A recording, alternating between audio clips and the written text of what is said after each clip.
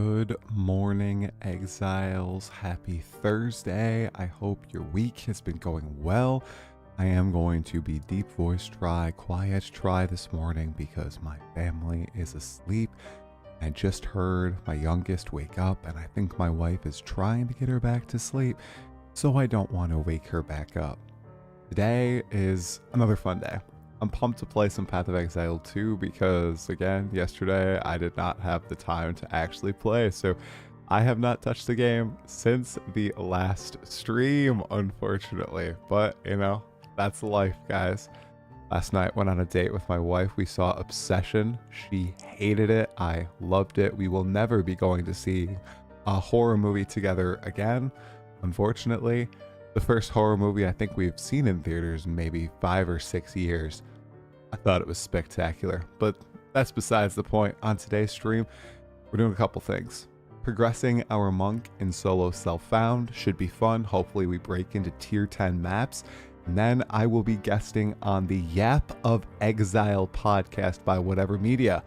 It's okay if you have not heard of this. He is a relatively new creator, a very small creator, who asked if I would pop on his podcast to talk about Path of Exile 2 and patch 0.5, and of course I said yes. I want to help out anybody I can in the space and always encourage some new podcasts. And then later this week, on Saturday in the morning, once more, we have the Pod of Exile with Surgog, Dreamcore, and Local. And on Sunday, we have a podcast with Arrow in the morning. There will be a lot of fun Path of Exile 2 upcoming. Hopefully we can work our way to the pinnacles. I hope you are all doing well this morning. Let's see in the chat. Hey, Jern, what's happening, man? Hey, Light and Passion. Hey, Heno. Hey, Clear TV. Hey, Tau Sweet. I am live. What's going on? Try shush indeed, guys. I gotta be quiet. I'm doing well, see Clear. It's another early morning stream, so I did wake up at 4:30 a.m. and I thought, am I gonna stream? Man, I'm a little tired. And I got myself a coffee and we are gonna go.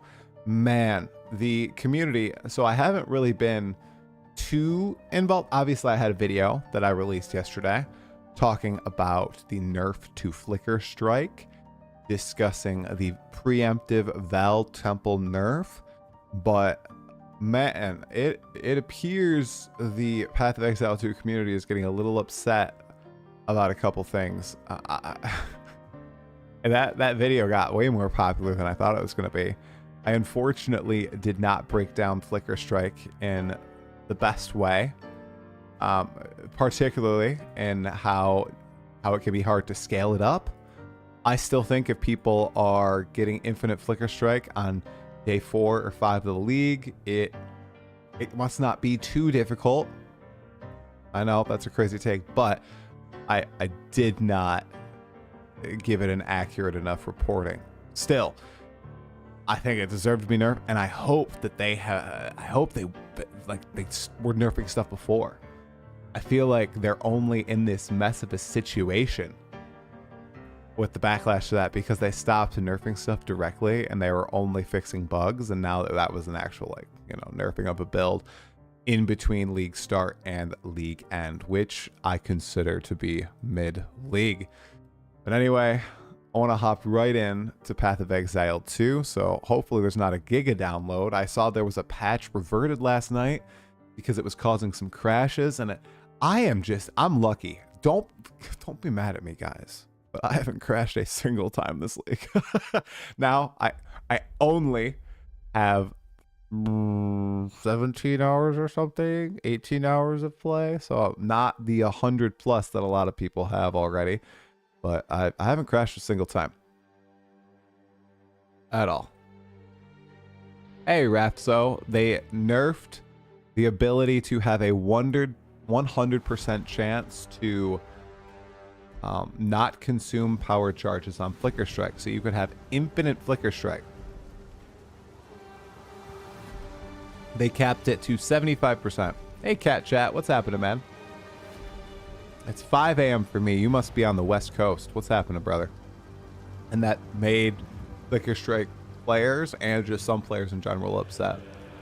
Yeah, them nerfing Temple before Flubgun or any other creators could really get into it was pretty hilarious. I do agree. Also deserved. Thank goodness. All right. It's time for some PoE2 Exiles. I'll turn it down just a little bit. Maybe about right there should be good. There should be good. Hey, Fat Pandolf. All right, let's get us in. All right, yeah, the last time I played was with my wife. We're playing through the game right now. I'm playing a merc. Yeah, we're level 72 on the martial artist. So here we go. League has only been going for like 130 hours. If people already have more than 200 hours, they have less of a life than you. People have, or sorry, 100 hours. People do have more than 100 hours. Just beat Arbiter Ash on Lightning Spear Stormweaver of all things. Well, that is an interesting build, Cat Chat. While nerfs suck, especially for those people who are affected by it, doesn't feel good to have your stuff be worse just because of a game change. I believe a lot of what they do is good for longevity. Yeah, I think it's good for the game too. I do. I'm a proponent of nerfs. Okay, let's get in on the martial artist. We are still Falling Thunder with Stormwave. That is what we're currently kicking up. And we just got that Essence one. And now we want pack size or effectiveness or rarity of items found. Man. I'm honestly, I feel like I'm good with effectiveness. I think. Although, let's go with rarity for now, because I don't have the most strong build. So we'll do rarity. Alright, we left it off without even having sold anything here. So we have a full inventory. We're going to get rid of a whole bunch of crap from our inventory. And then we'll pop into that first map back. 30% movement speed boots, but their armor, energy shield. Crap. Well, I'm on SSF, so we're definitely going to keep those for a future character. Maybe we'll keep them for the Wyvern. Dang. First 30% MS boots that I've found, you guys. How unfortunate. Get that Omen of Resurgence up, and we've got a tier 7 rare Waystone that we can pop right now. Okay. Ooh. Also, before we get deep into this, why am I up early? Because this is the only time I can play PoE2, you guys, early in the morning with my family and work and all that stuff. Okay. Let's do the first T7. Welcome to the stream, Yoshi. Where did you get notified from? Okay. Sinkhole. Okay, so if we do this one, what is this? All monsters are at least magic. Wow. 1, 2, 3, 4, 5. 1, 2, 3. Let's do this one. Deforestation is a new map. Necropolis is an easy map. You're on your phone? No, bro. I didn't notify you in the middle of the night, did I? Let's hope I didn't notify you in the middle of the night. I'm sorry if I did. All right, we gotta get back into the Path of Exile 2 headspace, guys. Back into the Path of Exile 2 headspace. Am I gonna get totally annihilated by Delirium? Let's hope not.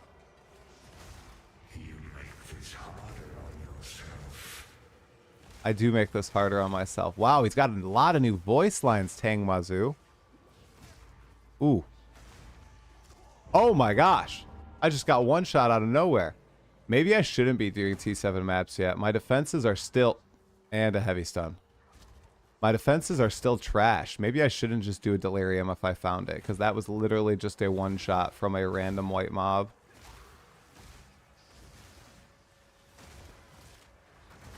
I'm worried that that's only gonna... Uh-oh. Cleared your first T15 SSF, 8 different slam skills. Well, you are way ahead of me. I think... Can I not end Delirium, guys? When I start Delirium now, is it just... Oh, it did end. I was going to say. I don't think I'm able to do the Delirium. I think I will literally lose this map if I do the Delirium. And I can't lose my only tier 7 map. I heard map sustain is difficult. But what a lovely welcome back to PoE2 after a day break. Come in, instantly get one shot. In the first map back twice. Let's do some chill mapping here. Also, where are my rare monsters at, guys? Where are my rare homies at? Oh, here's one. Whoa. Why no damage? Did you just see that? I didn't do it. Uh-oh. Uh-oh. It's a wisp. It's a wisp monster. All right.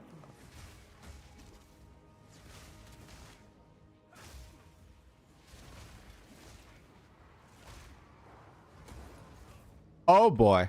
Man. Guys, we are in danger here. We are in giga danger. Lord Penn, congratulations though, dude. That is that's some impressive stuff. It'll be a little bit for me until I've cleared my first E15. Essence of Battle. Where are you, buddy? Where are you?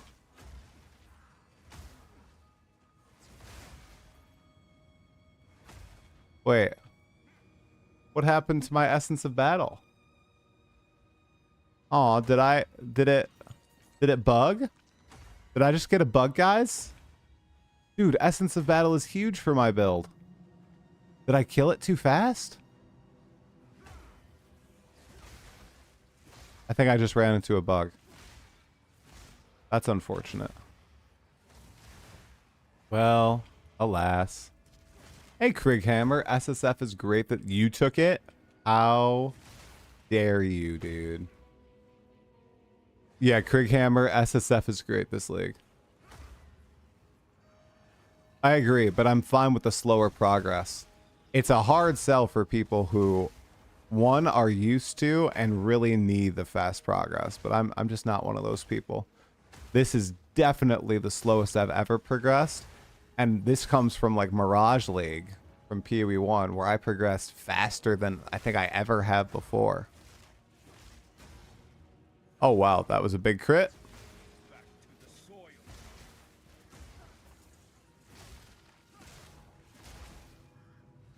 You're giving 0.5 a 99.9% rating. Bro, that's some high praise.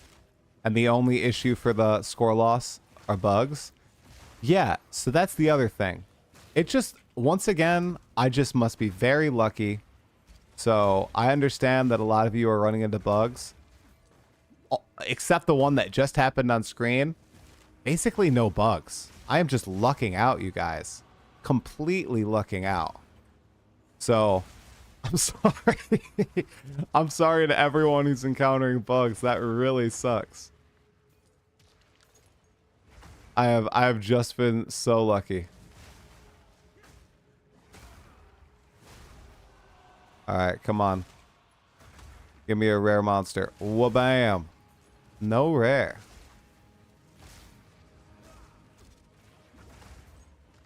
I am playing very safe though. Whoa! Whoa! What the heck? Like I know that I'm squish. But guys, what in the heck?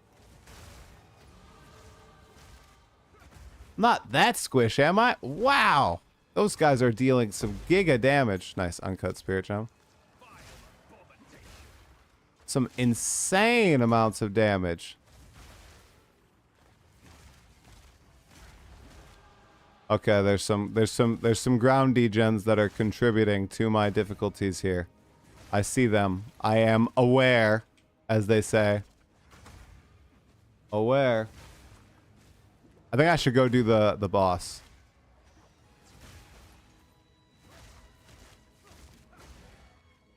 Maybe let's see what this is.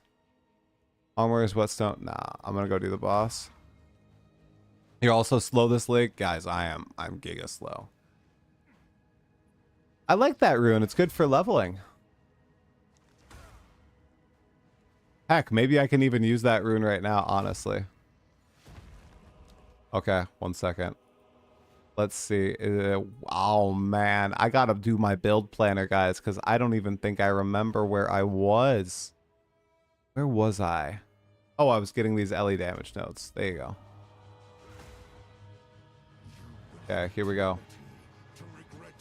Oh, you're using it in Endgame. Oh, that's shocking. I feel like he might do a big one-shot on me. Oh! Or I'm gonna just one-shot him with a crit.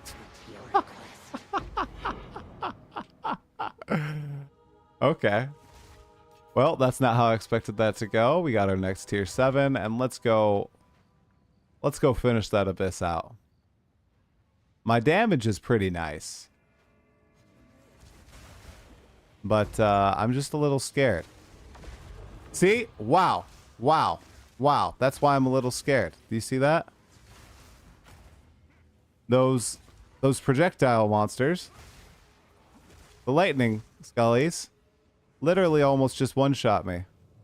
From nothing. So are these guys. I gotta be very careful.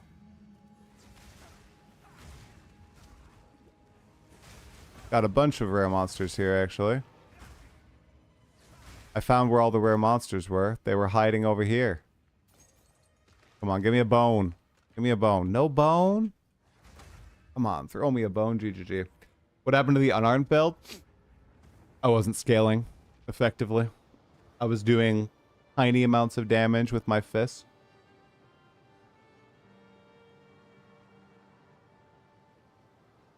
So I swapped to quarterstaff. What am I using to generate charges? Siphoning strike when something is shocked, and killing palms on bells. Yeah, I found unarmed difficult to scale. Oh crap. What is this? Oh, we got to get to that side. Eastern Enigma Chamber. Okay. Nerf Monkey Bonk. Do we really want to nerf the Monkey Bonk? I mean, honestly, I haven't seen any footage of it, but it does seem kind of redonkulous. How are we on the Monkey Bonk, guys? Okay, so that's worse. Higher res, though. Okay. That's also worse than what I have. Okay, let's slam the Faradun's mask with an elk orb. Come on. 1, 2, 3, bam. Okay, also not good enough. Not good enough. Jesus, what's that term? I don't know what the term is. I don't know. I don't know what the term is. Those are decent boots, but no movement speed. We need MS. I think going for essences and strong boxes would be a good idea. Yeah, I'm going for essences. Oh, is it not well balanced enough, or you didn't have the right equipment? I think it's that I didn't have the right equipment, honestly, and that upgrading my quarterstaff was easier. I literally hit this, and I think I 10x my damage, and I'm not over-exaggerating. The change was ridiculous, player killer. So, okay, I've never done a deforestation map before. Gazzy made it, 100% solo OP, so nerf because of Gazzy. I think a lot of people. Yeah, it's 5 a.m. where I'm at. It's 5:20 a.m. Mark. By the way, I forgot to say my spiel, but if you're on YouTube, you guys, really helps out if you go ahead and give the video a like. And if you're watching the VOD, leaving a comment. It's the best way to help the channel grow with these live streams. I am contemplating delisting live streams because I do think they are really hindering, especially the podcasts, because a lot of people are semi watching, I think, the podcast on the live stream, and then the video kind of dies, and I think that impacts my shorter form videos. So I don't know what I'm gonna do. Oh, we got a duplicated rare. I'm still contemplating it.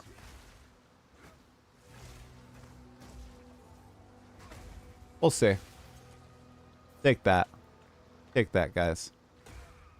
Deforest is a sexy map. I've never done it before. It looks like it is the Miller map during the daytime.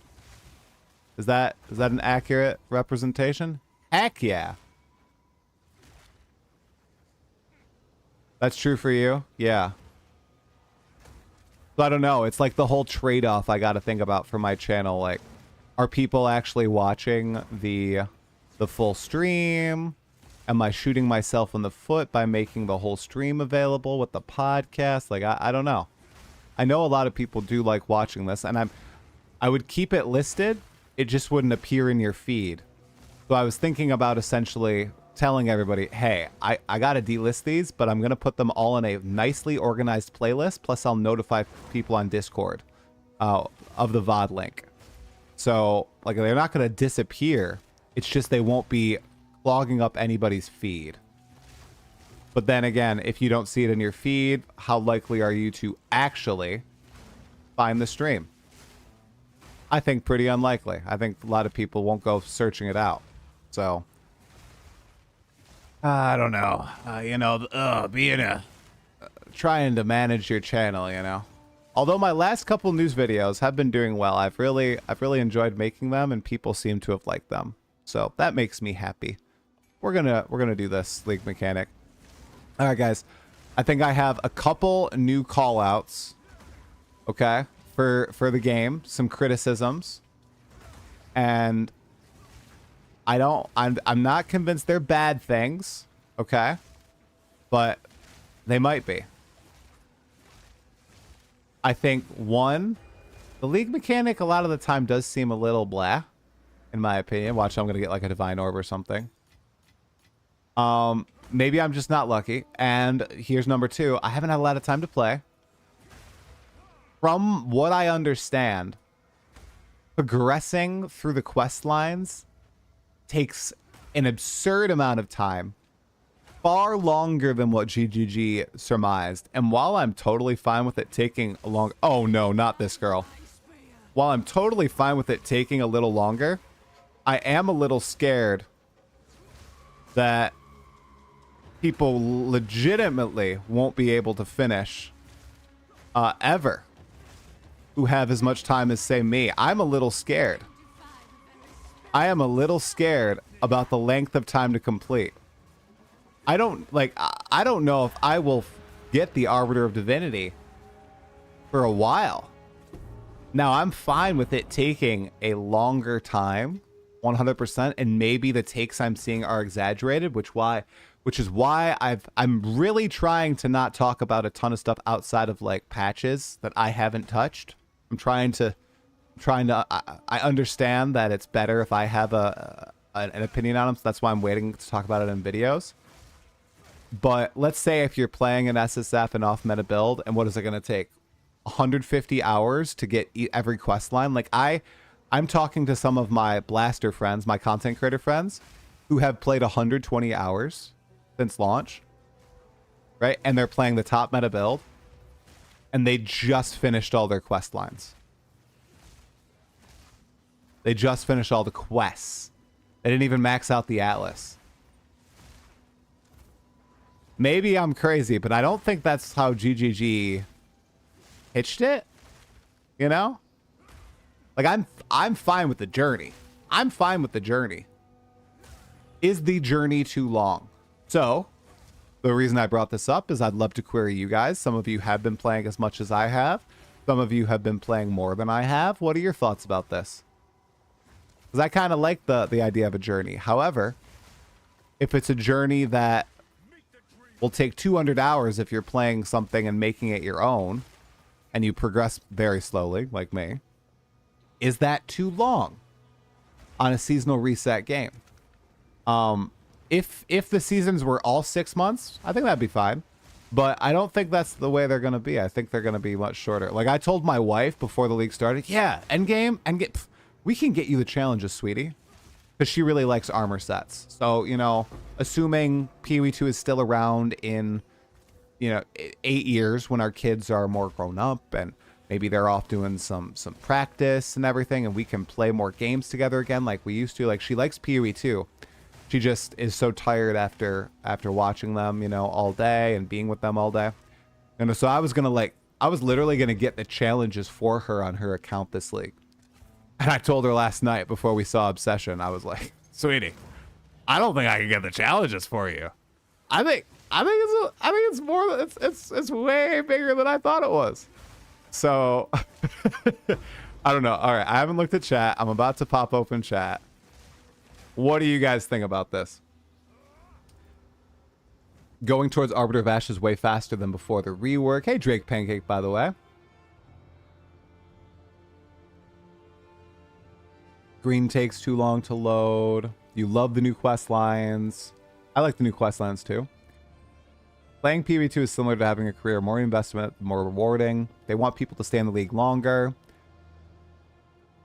You shouldn't have to complete everything immediately. No, yeah. So what I'm saying is some people have played for 120 hours, right? And they do it in the first couple days. That's probably me by the end of month 2 or 3. So I'm wondering. Mark literally said a quest line should be a night of gaming, but you should not expect or need to do all 6 quest lines. There should be enough content where you dedicate your time to 1 or 2 leagues. Yeah, I don't think is a quest line a month of gaming or a night of gaming. I don't think it is. The current challenge only needs you to do 3 quests. Oh, okay. I like a long journey as long as it draws me in and feels fresh without getting stale too soon. Try admitting to account sharing. Is that illegal? Oh no. Oh no, am I over? Am I over? It's my wife, guys. It was just to get her sick cosmetics. Oh no. Oh no, no, no, no, no, no, no, no, no. No, GGG. I didn't do it yet. If that's illegal, then I won't do it. I literally didn't know it was illegal. Shoot. Wife getting me in trouble. Of course. My wife of all. Whoa, that is some sick. Oh, holy. Yo, look at that. Why am I not playing a druid or something? Yo, that's an insane item. 40% of armor applies to LE damage, 80% increased. Oh. Have I done the trip to New Zealand yet? No, I'm going for ExileCon this year with my brother. I have to be very careful with all the items I sell, guys. Okay, I don't want to screw anything up. Okay. All right, we're putting that in the stash too. We're getting a lot of good items for a druid. Excuse me. Yeah, I swear I'll go read chat in a second, guys. I just want to clear my inventory because it takes me a million years. Okay. The quest lines are not near as long as you are making it out. No, Sir Kane. That's what I'm saying. I literally don't know. I am only... So I haven't experienced it. Guys, full transparency. That's why I'm trying to be like very level-headed because I've just talked to people. This is me. This is all I've done, right? I've gone from here straight to the fortress. I have not gone to ritual. I have not gone to Where's delirium? Did I just do delirium? No, that's ritual. I have not gone to delirium. I have not gone to abyss. I've not gone south. So what you guys are telling me is my friends may be exaggerating a little bit. By a little bit, I mean a lot. Do they have content creator brain? Is that what's going on? Do my friends have content creator brain? You can tell me. It's okay if they do, because they might. It's totally plausible that they have content creator brain. Good morning, that's Loco. I'm a druid. It's fun with the new skills. How's Obsession? I'd say, yeah, WhateverMedia. I'm still saying at 5:30 a.m. What's up, brother? Yeah, Obsession. I'd give it a 10 out of 10. I thoroughly enjoyed it. My wife did not. She never wants to see another movie again.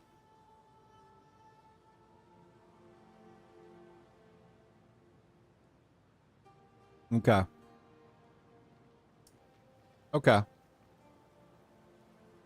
Love my brother. Set of mine and your dad talking about PoE. We're gonna have my dad. We're gonna have my dad and brother on for another podcast sometime. First Arrow and Rax. Hey Crimson, what's happening, brother? It is indeed 5:30 a.m., but this is the only time I can play PoE. I have criminal progress, Crimson. I'm really upset with myself. I actually delayed / postponed a lot of my podcasts because I thought I'd have more time to play. I literally haven't even done a single quest line except for the fortress. So I'm progressing when I can. I'm level 92 and have only killed Arbiter Divinity and done almost the whole Abyss Atlas. It does take a long time if you account for the fortress. After watching Obsession, I understand the Obsession glaze now.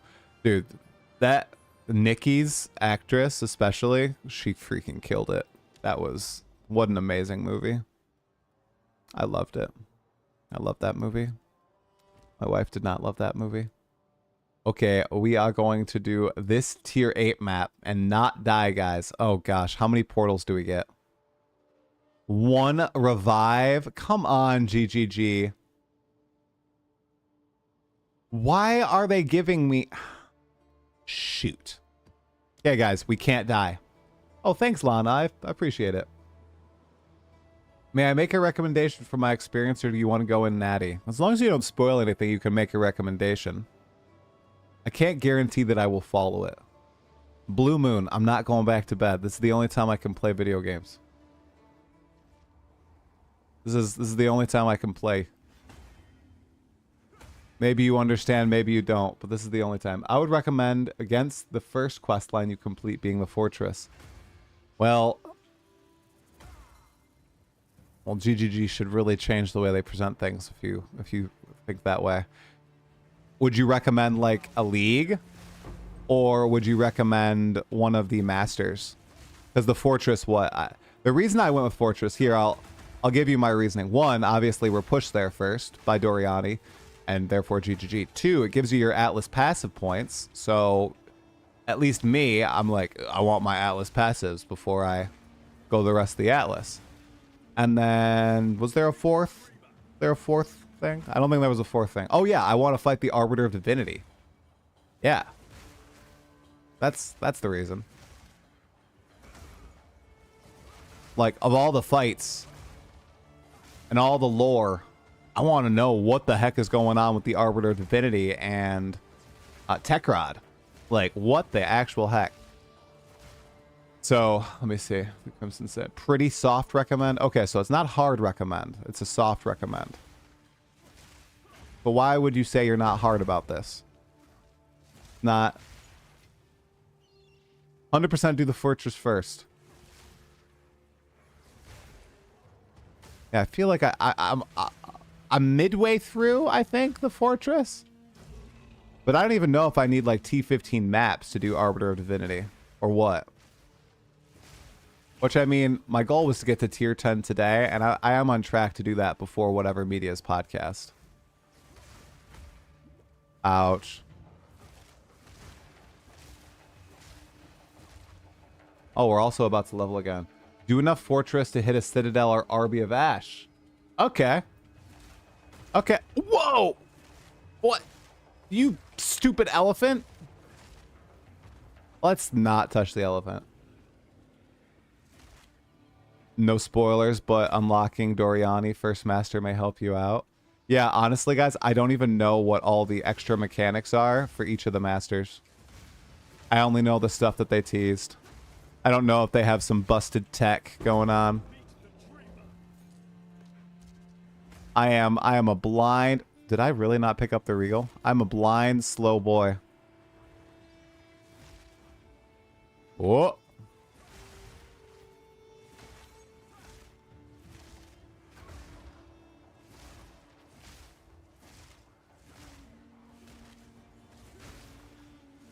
The way GGG intended. They wanted you to be a blind, slow boy playing through the new endgame. The Exiles running away and regearing is fun. I've also heard that the Exiles are actually kind of a challenge now, which is cool. Cool to hear.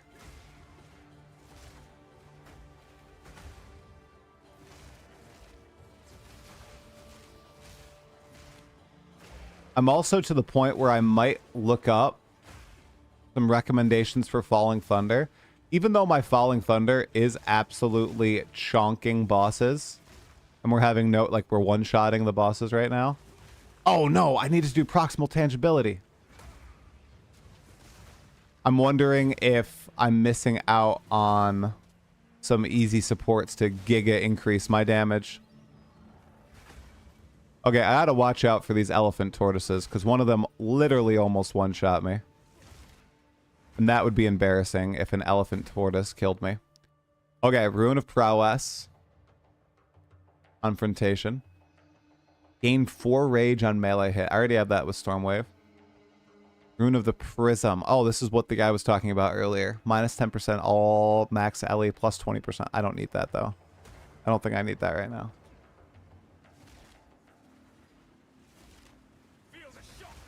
It's so difficult to watch this at work. It's like a slow meter fill up. Dude. I've barely been able to play, and I really want to play.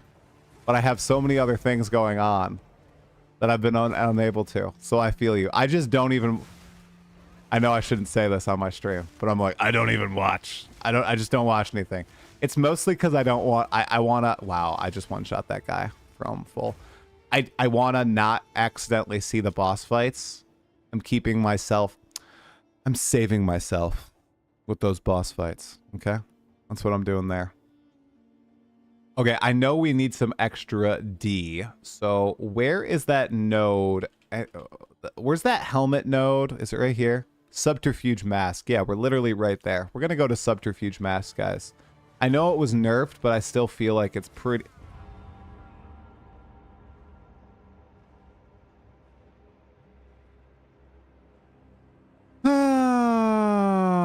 Okay, well... Man, we need some defenses, guys. There are better ways of generating power charges that I could be taking advantage of. Enlighten me. Enlighten me, Exiles. Like, what is it? Grim Reaper invocation? What is it? What is it called?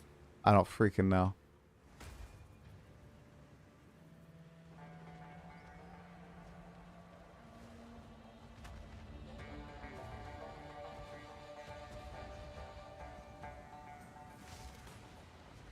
Okay. We're not gonna die. We're not gonna die. This is stupid. This build might be squishy, but it's pretty fun, you know, just one-shotting bosses. Right, guys? That's what we want from Path of Exile 2, is just one-shotting bosses. Wow, there's 3 rares right there. Let's be real, guys. I want some real boss fights when I get to the real new bosses.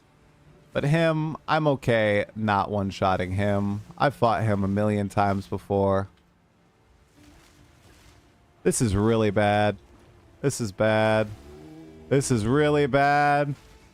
We gotta be careful here. Oh boy. Oh boy.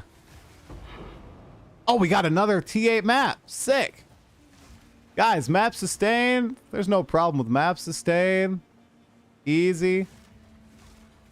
You just gotta hunt down all the monsters. And you're good. Like me. WhateverMedia, bro. Thanks for the 2 months. The best defense is when everything is dead. True. But with Falling Thunder, man, does it feel slow. Refutation. I need to find Refutation. Plus, trust me. I have heard the Refutation hype. I played a relatively similar build and used Wyvern Devour with some gain damages extra on Cull Kill. Being able to devour corpses and bells instead of only Cull bells was a game changer. Profane Ritual was what it was.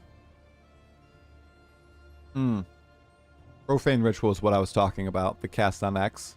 Maybe like cast on Ailment or something, you know? Okay. Okay. I see. You're cooking. You're cooking. Okay, we got to get over here. We got to get over to these essences, dudes. What's the best? Do I go through this area? Yeah, I need to go through this area. We want to get to the essences ASAP, though. Do I go through here? I think I just go through here. Or I could go through here and have things actually impact. Yeah, I think I should go through here for now. How to play Wyvern this league? Eat the funny bell. Careful with the fortress. I caught a bug where I've tried to run a new fortress map on the wall with 3 passive points, then it's failed to load, and after second attempt to load an error again, I've decided to run a normal map, and now my level 70 Oracle in limbo. Dude, there's a lot of bugs this league. I am lucky that I have dodged them. I'm sorry a lot of you guys are dealing with the crap bugs. That really sucks, guys. I consider myself very fortunate, very blessed. Wyvern can easily get 100% extra damage as lightning. Okay, so I need to do some Wyvern shenanigans is what you guys are saying. Instead of the killing palm, which I was doing this earlier. But you guys are saying I need to do it again.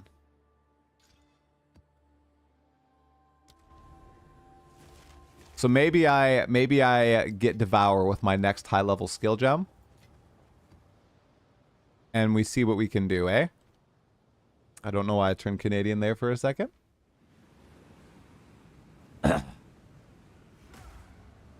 Caldera map. Now, for some reason, I thought this was going to be a different map. Okay. I thought this was going to be the map with the Colossus. But instead, we have this. Ooh. Ooh, we got a sexy one. Unique stuff. Exalted Orb. Give me one Exalted Orb. We're struggling for currency in SSF. So give me the Exalted Orbs and I am yours, League Mechanic. I know people are complaining about you, League Mechanic, but not me. If you give me an Exalted Orb, I will be happy. Also, where's the League Mechanic special music? Do you guys hear that there's like no music happening right now? Maybe you guys don't hear that, but I do. Oh, look at that. Sexy. Got 3 natty divines in campaign. Now, I know it's not me, but I'm going to upstage you. My friend got 5 by the end of the campaign. Get my friend, right? Screw my friend. What the actual heck is that? Wow, 2 support gem. Dude, support gem, log in. Heck yeah.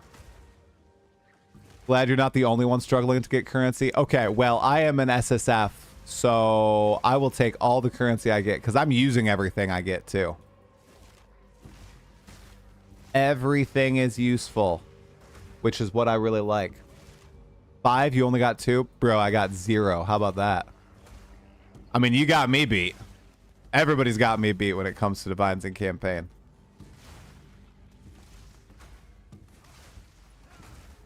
Zero in campaign? That's loco. That's where it's at, brother. Good morning, by the way. I saw your message earlier. I didn't say good morning. What's going on? Oh, I love the music in this map. This is sexy. Why am I using that word this morning? Something wrong with me? I think something's wrong with me. Oh! Yo! Another T8 Waystone. Big sustain. Your drop luck has been crap this league. You're in tier 4 maps now and not a single divine.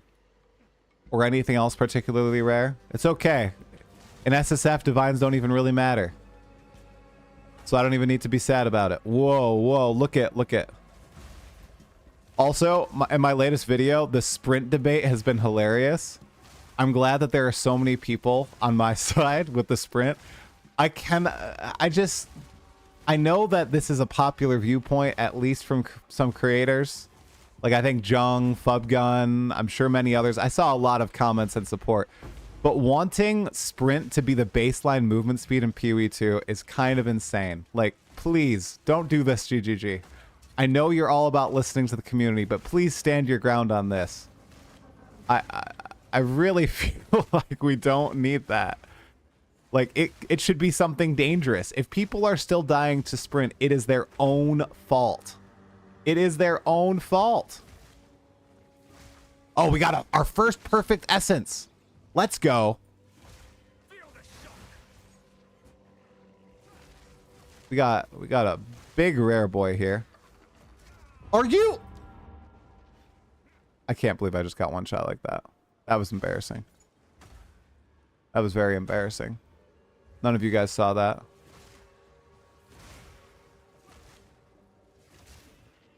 None of you guys saw that one shot. It wasn't even from the rare. I think it was from this guy. He must have crit me or something. I can't believe... Guys, the starfish killed me. How does the starfish kill me? That's not even legal. What the...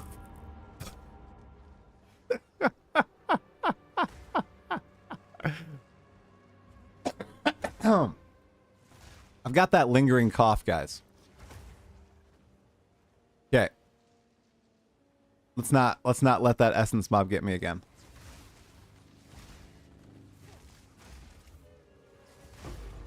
Perfect essence of flames. Let's go. Like, from what I saw, can't you get your movement speed to be stupid high this league anyway? Hello, ICX. That's a very big praise. Thank you. All right. Blind Beast time, guys. Blind Beast. Come on. Big boss fight time. Big boss fight. Here we go. Wha-bam! Ooh. Oh, it's a powerful boss. All right. Real boss fight? Real boss fight? Real boss fight, you think? Oh my gosh. If I don't crit, this is going to be a real boss fight. Oh my gosh. Guys, I actually have to pay attention. I'm a little scared.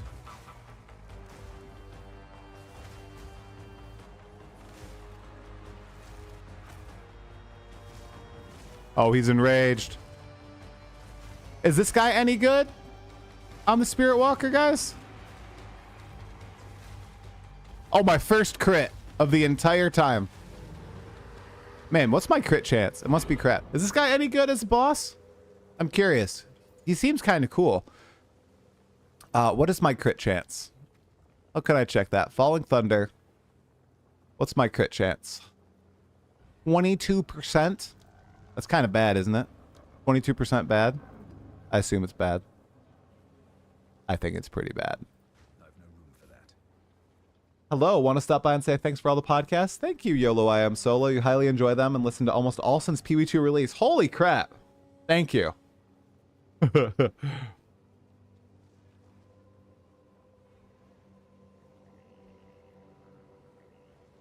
Sprint's fine.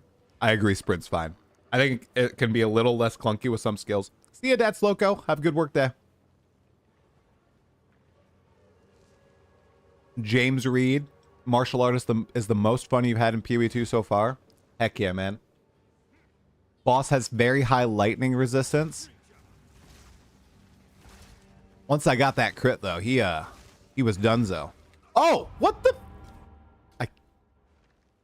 Guys, I know I'm... Oh, what? My map is empty now? That sucks. That sucks. I need to get my defenses up, okay? But I also... Let's do some trans augs. Trans? Poo-poo. Total poo-poo. Identify? Okay. Okay. I mean, not the greatest. Not the greatest. Let's aug it up. Trans augs. And aug. Okay. Like, that's nice because my reses are not maxed right now.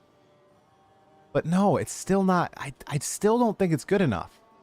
I need a higher roll on my energy shield evasion than that. That's nice. T1.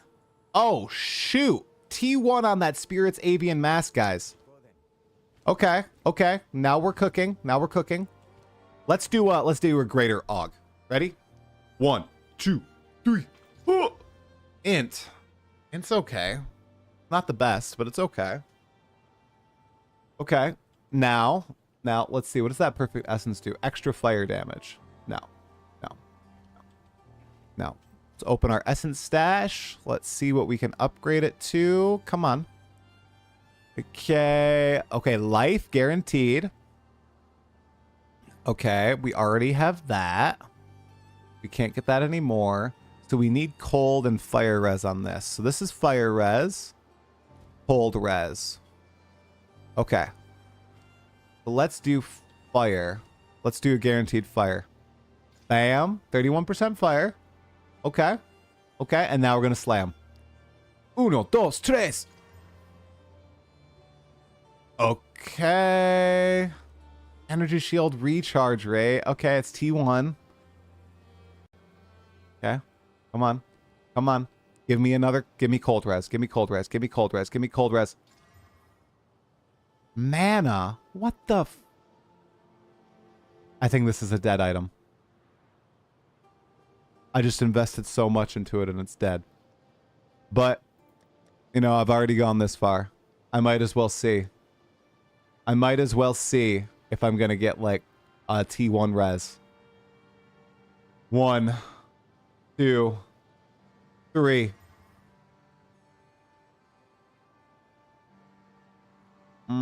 It's not good enough. It doesn't have double res. It doesn't have double res. I have to get rid of it. RIP. RIP indeed. That's so sad. Alright, we're in tier 8s now. I can get rid of those. Actually, we have a T9 that we could do. Maybe we do this T9, guys. After upgrading. So do I have enough for Devour? Devour. Devour. I need way higher strength. Okay. But I do have a support gem. And I believe that not everything is maxed out. Stormwave, Herald of Thunder, Herald of Ice. Those two have nothing. So Herald of Ice. If I do Cold Attunement. Blind. Blind 2. Why don't we just do Blind 2 on these? Let's do Blind 2. That's fine. Gamble more. I'm trying to gamble, brother. My gambles aren't hitting. Okay. Let's aug these. Flicker Strike for the win. I haven't tried Flicker Strike yet. Maybe I should try it. The rolls aren't rolling, guys. The gambas are not hitting. Okay, guys, we're about to... Okay, do we have another Caldera? Why does it say I haven't finished this map? I killed the boss. Wait, the map objective is kill all rare monsters? But it was a powerful boss. And the map is empty now. Oh, did I just hit a bug, guys? I think I hit a bug. I killed the boss. Oh, I didn't do this. Oh, okay. Nope, not a bug. I didn't hit the precursor relay thing. Almost went at GGG there. Good thing I waited a second and used my brain. Okay. We're going into step and then we're going to be there. Sick. Okay. Tier 9 map. First tier 9. I do not think Spirit Walker is going to get nerfed, guys. I don't think it's going to get nerfed until the first balance patch. And even then, GGG is saying all this stuff is intended to do with the Spirit Walker. So I don't think it's going to be nerfed.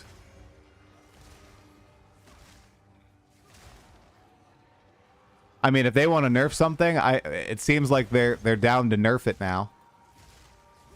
They just boomed the Flicker Strike build. So I feel like they would do it if they wanted to do it. Oh, sick. Look at that.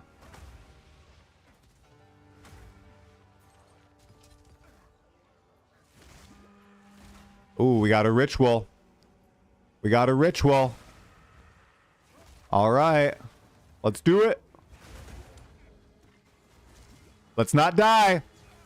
Stupid meat. God. Just get. Oh, that was depressing. I don't think I've ever seen anything quite like that. Get trapped in with a bunch of monsters, can't get Falling Thunder off. And then I die. How glorious. See, the light stunning there. My stun threshold must be poo-poo. Because I get...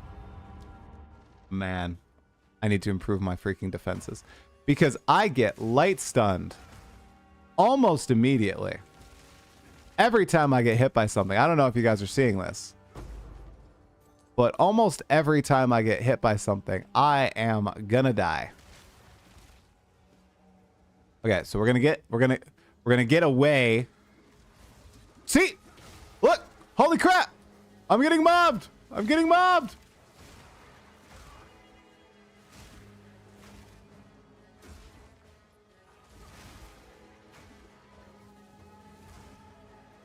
Very difficult to do rituals on this build. Can you imagine me doing 7 boss rituals on this build? There's no way. Okay, if I can bring this character to do 7 boss rituals, I will be so pleased. But at the current state, I don't see how it's possible. Gotta pay the stun tax.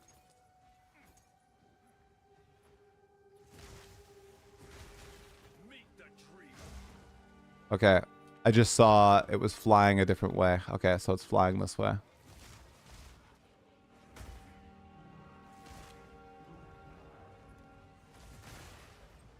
We're gonna go this way then.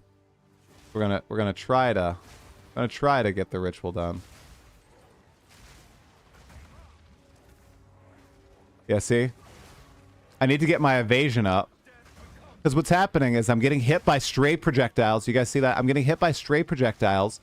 It's stunning me briefly. And then I'm getting my butt absolutely hammered. That's what's happening. So I just need to get my ES up. I think once I get my ES up, it'll be a lot better. Or sorry, my evasion up.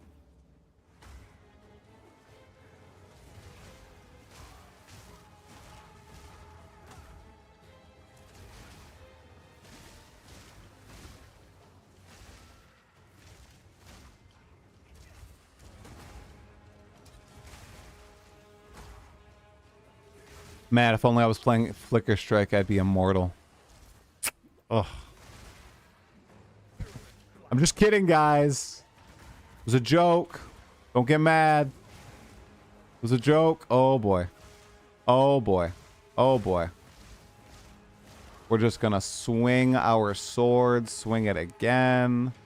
Where's the last guy? Bam! Get killed. All right. What do we have?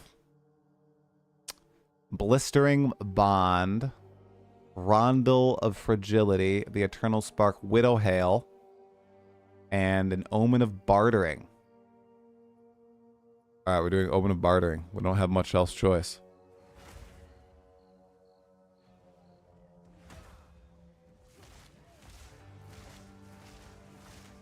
Yeah, I need better resist. Yeah. Oh wow. Oh my gosh. Do you guys see that? I've got a lot of stuff to fix with my build, essentially. I think what I need to do is I need to bite the bullet and just socket all of my gear. Because I have quite a few Artificer's Orbs. So I think I need to socket all that. And just be fine that I might get an upgrade. I think that's the big thing with SSF. I feel like, oh, don't socket it. You're going to get an upgrade soon enough. But I don't know if that upgrade will come. So I think that's one thing that I need to learn. With SSF, I can just use the currency. Stop stalling it out. What was that? Where's the boss? What build is this? A build of my own. Falling Thunder. Martial Artist with Siphoning Strike. Very original. Excellent. One-shotting bosses in SSF on crappy gear. You can see my POB nowhere because I don't use POB ever. Alright, let's finish out this map. Let's get a couple rare monsters. Oh, what? Did my Falling Thunder charges just run out?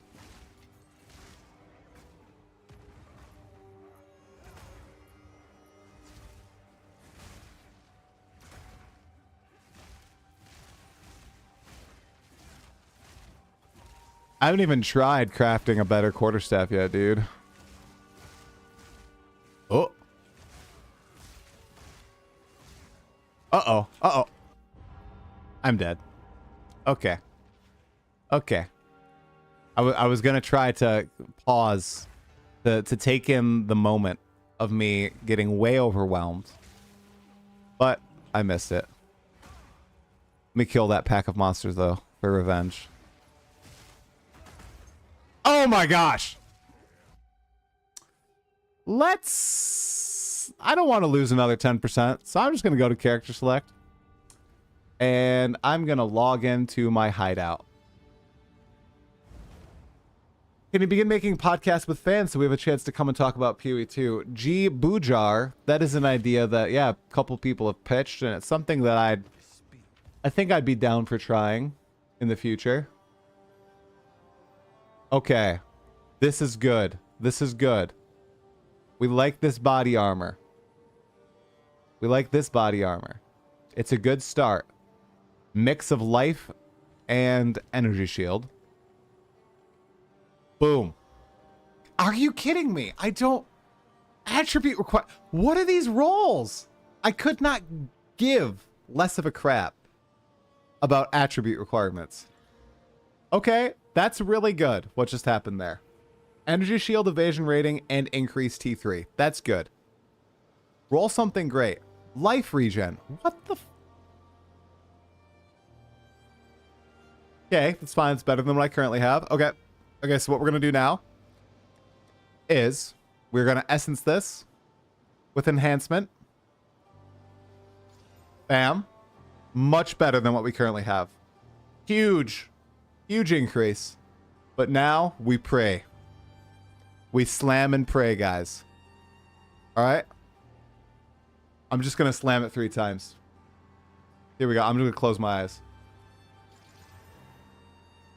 Please have at least 1 res.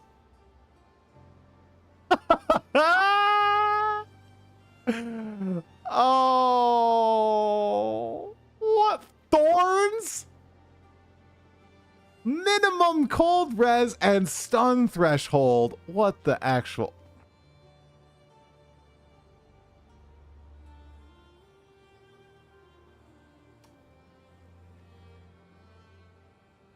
Is it worth the upgrade?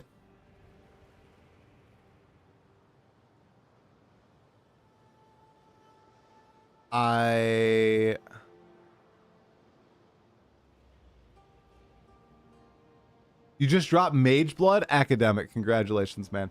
Why no Desecration? Because I don't have any bones, dude. I don't have any of the bones for high-level items. I think we're just going to do it. Thanks, Try. Siphoned all your luck. Yeah. Yeah, brother. Okay, we're going to Arty Orbit. We're going to Arty Orbit. Yeah, I'm an SSF, so I can't just get that stuff. Okay. We're already orbing it. Okay. And now what we're going to do, what res do I need the most? Cold I'm maxed out on. So I need lightning and fire. Let's do a double storm rune for resistances. That's sick, right, guys? Okay. That's nice. Double storm rune for resistances and resistances only. Okay, so we have much higher defenses. We're at 35% evasion. How terrible. 35% evasion. That's so trash, guys. 48% lightning, 40% fire, 78% cold. Oh. Utter trash. Utter trash. Hey, Caitlin, what's happening, man? How you doing, dude? All right. And we actually have... Oh, I need a Waystone level 10 or higher. Oh, shoot. Oh, I'm only at T9s. Although, by the way, I can buy out all my T9s from Doriani, right? No, tier 8s. Okay. You're really enjoying PoE2 this time around? Heck yeah, man. That's good to hear, brother. Okay, are there any powerful bosses that I can easily do? Right here. Sand Spit, powerful boss. Alright.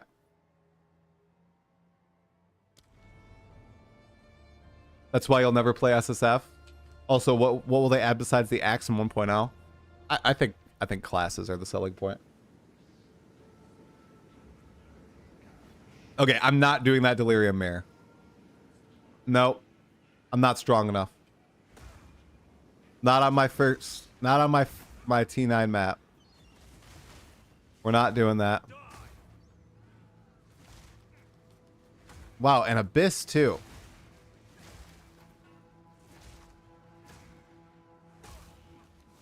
We got an Abyss here.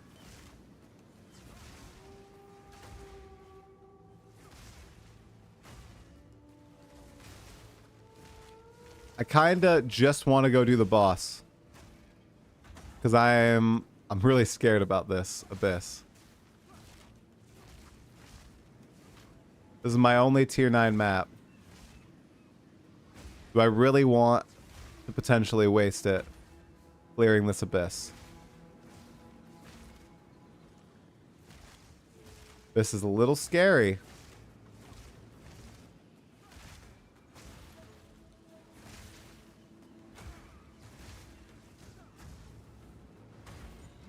Actually, Abyss is very scary.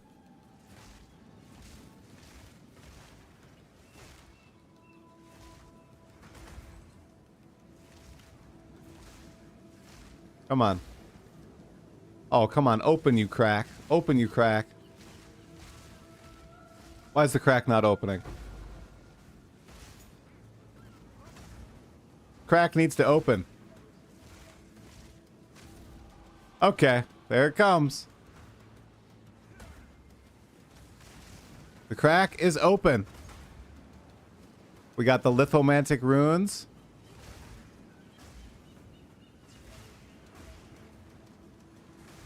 You know how I love myself some lithomantic runes.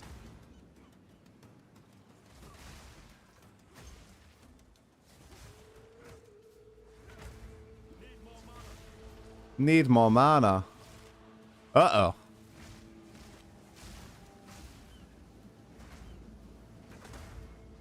Okay, what do you have? Ellie resistance aura?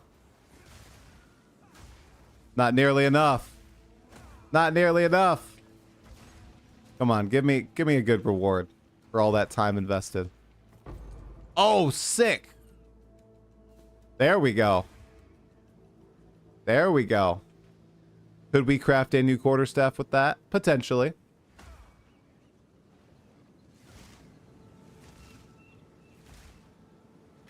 Shroud Walker. Love Shroud Walker.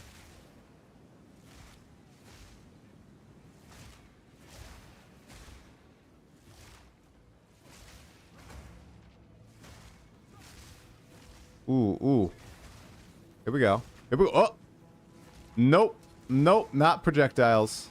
Projectiles will not be my end today. Uh-oh. Maybe they will. Oh! 2 attempts remaining. Nope. I just gotta go to Shark Boy. I can't screw around. I need to just go to Shark Boy.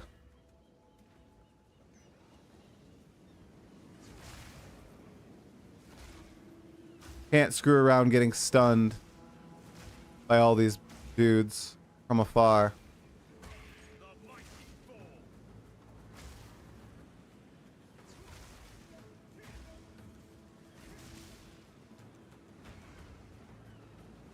Yeah, killing Palm, now that I'm looking at it, guys, is like getting me into some tricky situations. Because it's bouncing. It's like Flicker Strike, right? It's bouncing me into obviously precarious situations. So maybe I just do Devour. Why no Charge Staff or Herald of Thunder? I have Herald of Thunder on. Why no Charge Staff? Great question. Honestly, I probably wouldn't remember to do it half the time. But maybe I should put on Charge Staff. Plus, I have had very few problems with damage. Most of my problems are just with survivability. Getting mini stun like that.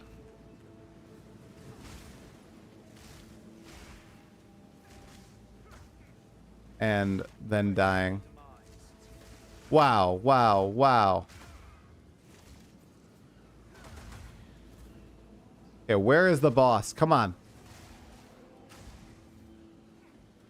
We need to find the boss. I need to find the boss. Where is the boss? Right here, yeah? Uh-oh. This isn't gonna end well. I can already tell. Yeah, the mini stunning is really getting me. I think the boss has to be right here, right?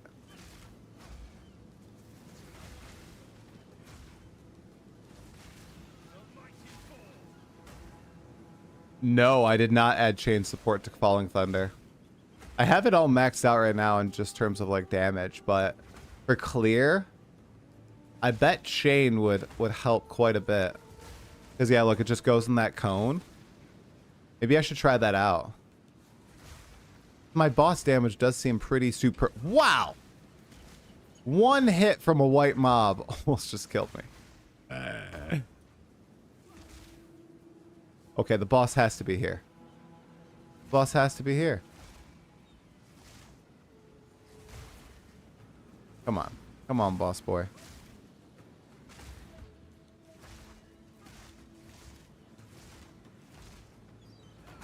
Okay, we've got an essence. Got an essence, but we got to be careful.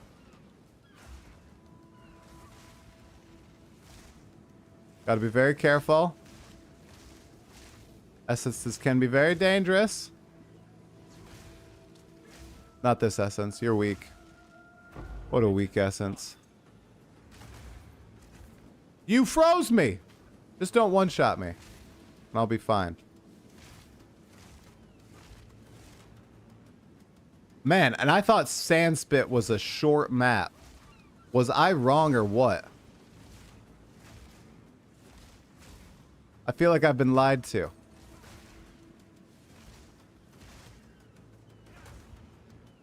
Come on, Sandspit. There he is. There's the boss boy. Alright. Alright, Shark Boy. What do you have for me? We're going still further to Subterfuge Mask down this way. Alright. The new endgame better now? I'd say so, yeah.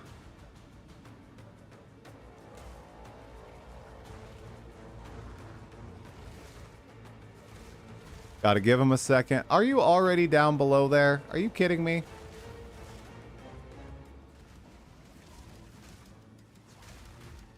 Ooh, it's a powerful boss. He's gonna be tanky.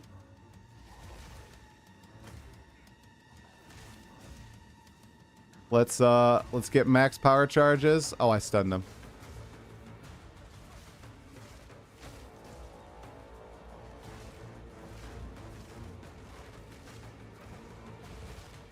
I keep killing my bells. No! Okay.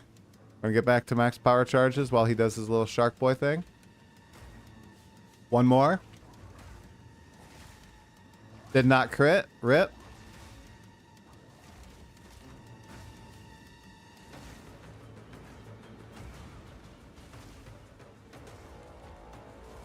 Ethical damage.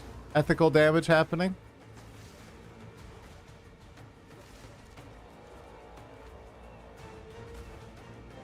Very ethical damage here on the powerful boss. Does this mean when I go fight this boss in the Citadel, it's going to be pretty tough? Oh no. Oh no. Oh no. Where is he? Whoa! Almost one-shot me.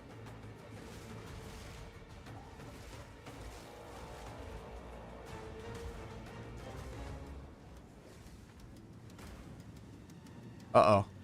Uh-oh. Not another tornado. Not another tornado.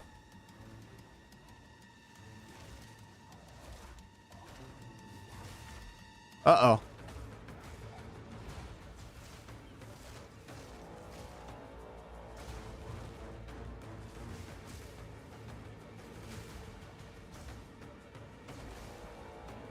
No, I can cull him! No. Excellent. Oh. Whew. Oh, he almost got me there. Almost got me. Oh, okay. Wow. There's a ground degen right there. Is it the fishies?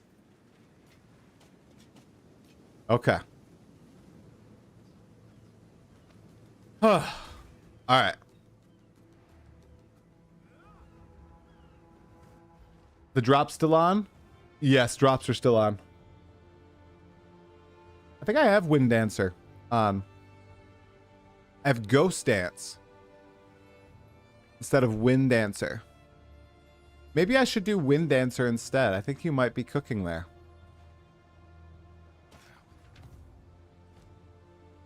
Okay. Goodbye. Oh. 30% movement speed. Oh my gosh, guys. Oh my gosh. What a sick pair of boots we just got. Oh my goodness. We also got an amazing map. Look at that. SSF is on our side. Oh. Oh my goodness. If we were armor ES, look at those gloves. Holy crap. Those are some sick defenses.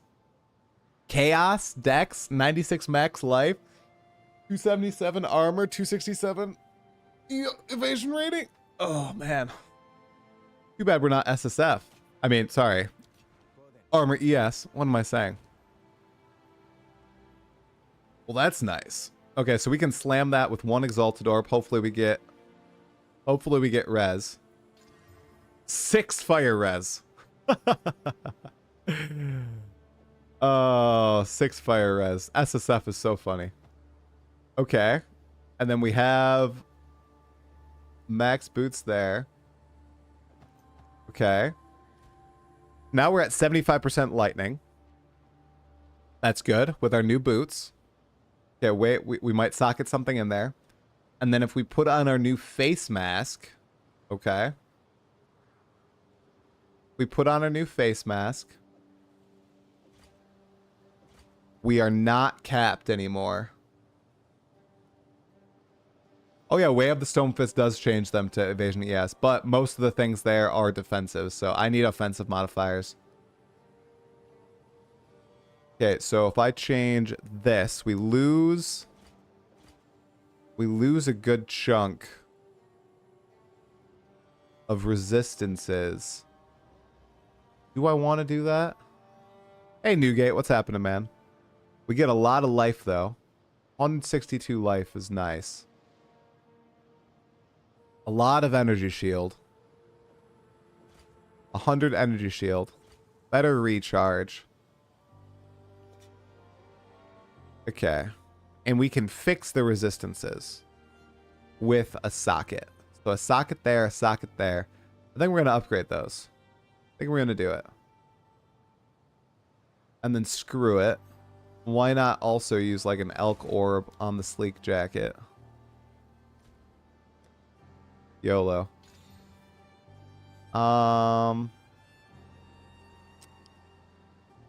Man. Why does it always have to be thorns? I don't want thorns. Okay. We have a jawbone. Ladies and gentlemen, we have a jawbone. 2 preserved jawbones now for our next weapon craft. I mean, if I change it to that, what is it? It's just better. No damage. Like, we need damage on our gloves. So we're just gonna put those in here. Put those here. Put those here. We're gonna salvage that. And then we are going to socket. Let's do fire and cold. So greater glacial. And then do I have a fire? Wow, I don't have a greater fire rune, actually. I don't have a greater fire rune. So I guess we'll just do a storm rune. Okay. That's nice. So now fire is where we're suffering a little bit in terms of resistances. But still better than before. Okay. Indeed, Ishi, a second jawbone has hit the inventory. Okay. Oh, I can 3-to-1, can't I, and Dancy? Look at that. I had no idea. I totally forgot. Okay, guys. Eastern Enigma Chamber. Let's do it. Let's hope this is a strong boss. Our first tier 10 map. This was our goal for today.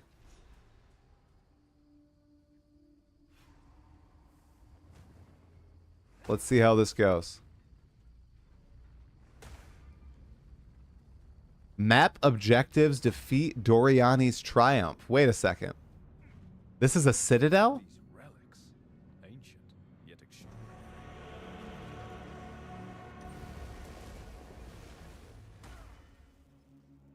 Baal Sanctum Enigma.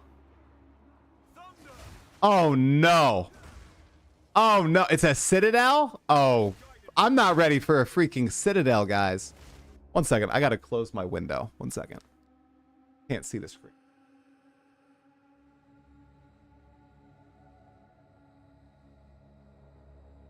There we go. We're being a vampire. We're being a vampire here. Okay. Not this map, guys. This map makes this map terrifies me. There's so many scary monsters in this map. I just need to find Doriani's triumph and get the heck out of here.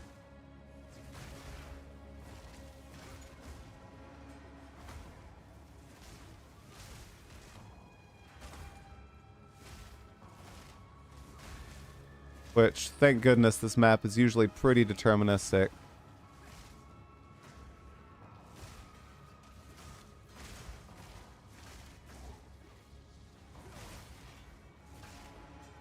I really just one-shot that boss? That's pretty funny. Or sorry, the rare.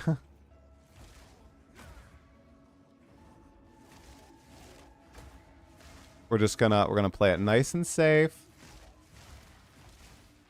Chill our way through this map, looking for Doriani. We're gonna find him. Greater Iron Ruin, look at that. Did I really just find Doriani? No, this is the second part of the map. Okay.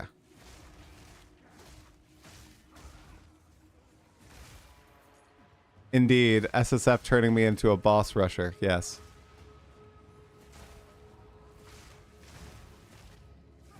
I'm just being very careful. It's actually my squishy build turning me into a boss rusher. I'm afraid I'm going to lose the map.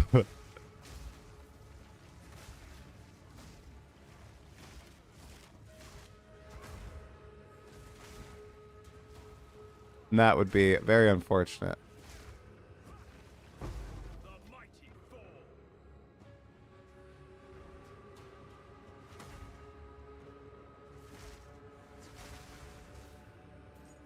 Doriani, where are you?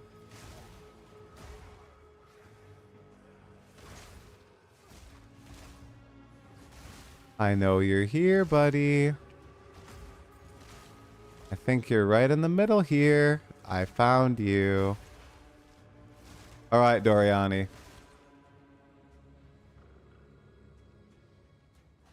Ignited ground. So, at the eve of the end, the demon of Anzuatl has finally come for me. I have bested you once. I will do so again. Oh, sick. What a sick line.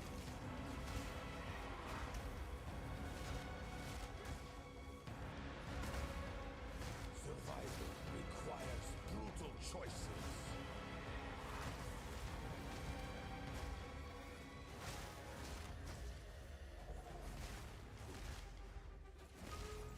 Channel the reactor.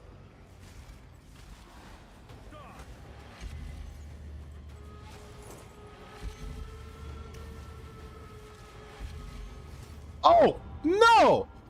Oh my gosh, I died to the laser. Guys, I've never died to the laser. Oh no. I think I get one shot by pretty much everything in this boss fight. I gotta lock in. Let me move my mic out of my screen vision. Okay, let's go. So, at the eve of the end, the demon of Anzuatl has finally come for me.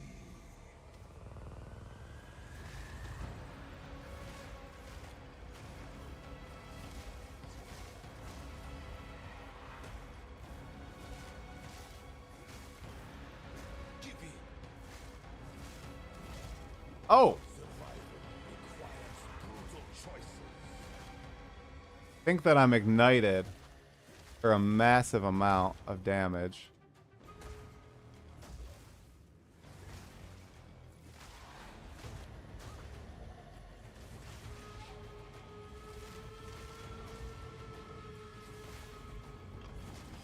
Oh, goodness. Ah!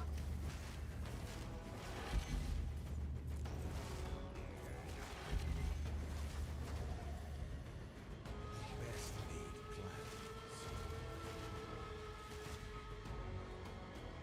Did I phase him? I've not phased him yet.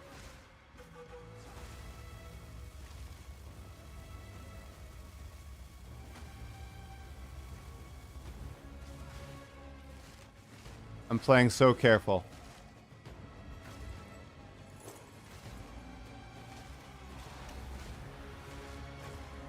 I can't give up. Okay, here we go. Save my people.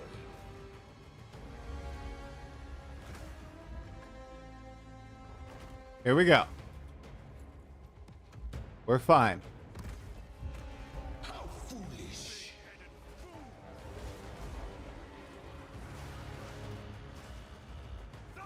Do you truly think you can match me?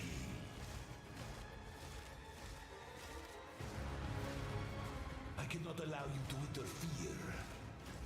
I can't see my bells. There's a bell. I will crush you.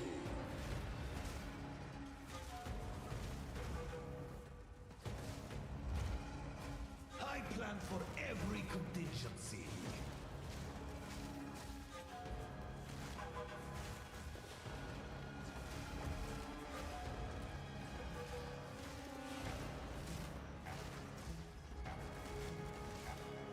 Self-destruction. This is not over yet.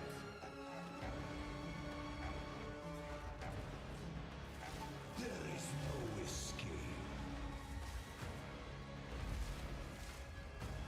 One death is nothing for the greater good.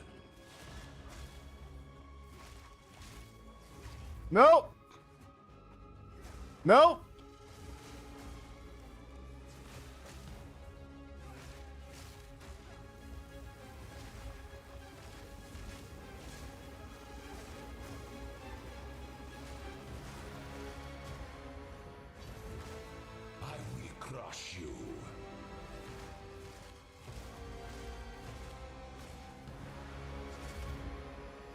Let's see you survive this.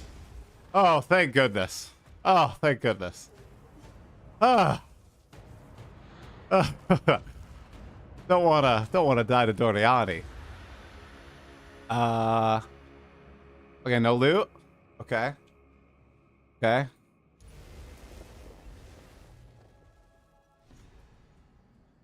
Pick up the weathered crisis fragment. Oh, okay, there it is. Ah. Okay. Okay. Yeah. I didn't have to do the laser butt mechanic. Okay, do I activate this now?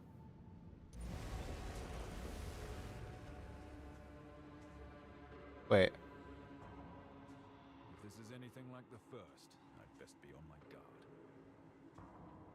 Okay. We completed it. Now we got to reach the western gateway. That seems like a bug. That was an ethical fight, guys. That was actually ethical. I was sweating slash shaking a little bit there. But we did it. Oh. An additional essence. Okay. Okay. Oh, wow, that's nice. That's really nice. Except for the attribute requirements.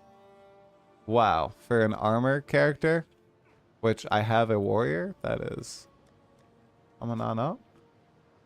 Jamanra is a big reality check? No, dude, is Jamanra the other one? Uh-oh. Uh-oh. PoE2 is a lot more fun when you don't one-shot the boss. Agreed.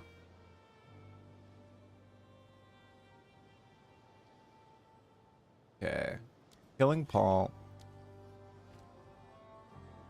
One of my daughters is screaming at the top of her lungs.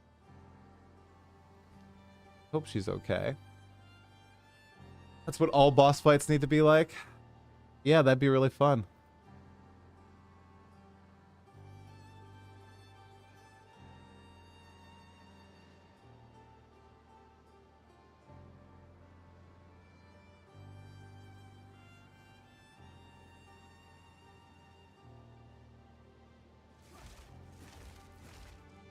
Okay. What's going on? I don't know. I think she just woke up.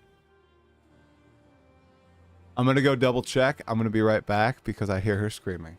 I will be right back, guys. I'm gonna make sure she's okay. Make sure my wife is okay. I'll be right back.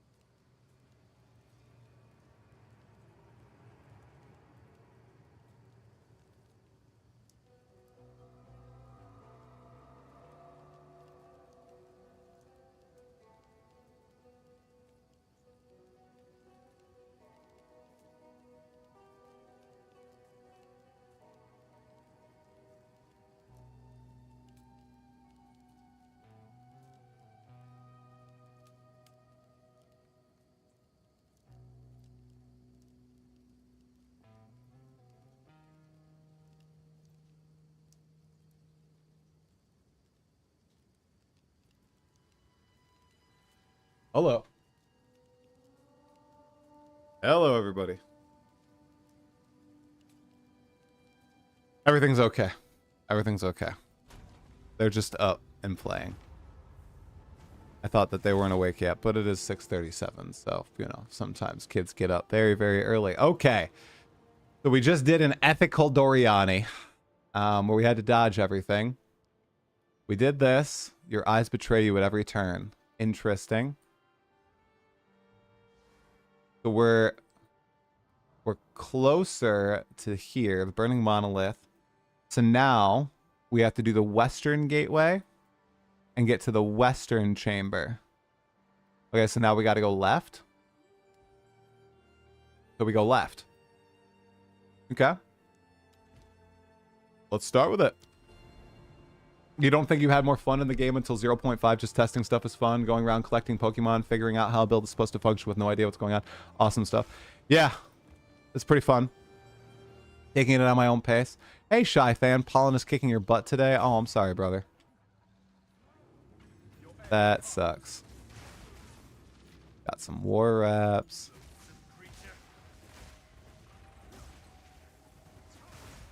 Maybe I will try out this Devour tech that people are talking about with you being able to get giga damage.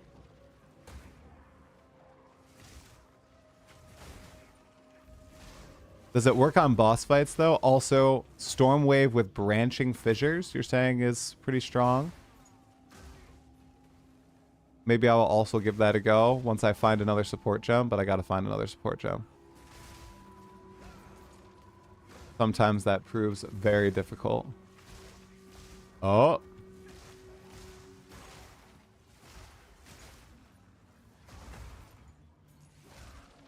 You know what they should do? Because I just realized I forgot to spend my stuff at the end of the last ritual to put it toward the king.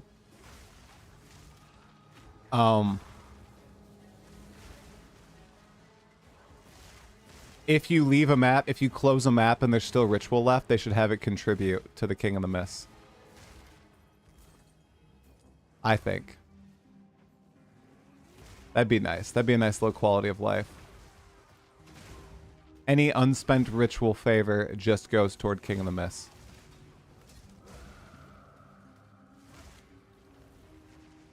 Right now, I completely admit skill issue on my part for not remembering it. But man, I am not gonna... Whoa! Whoa!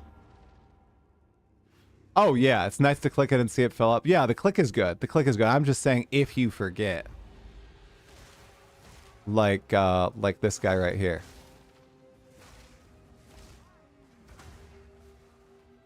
Because I totally forgot. I gotta get in the mind for doing that now.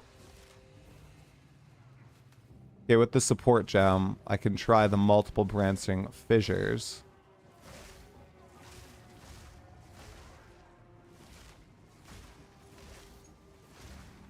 We got the pod in what, 20 minutes? Yeah, pod in 20 minutes.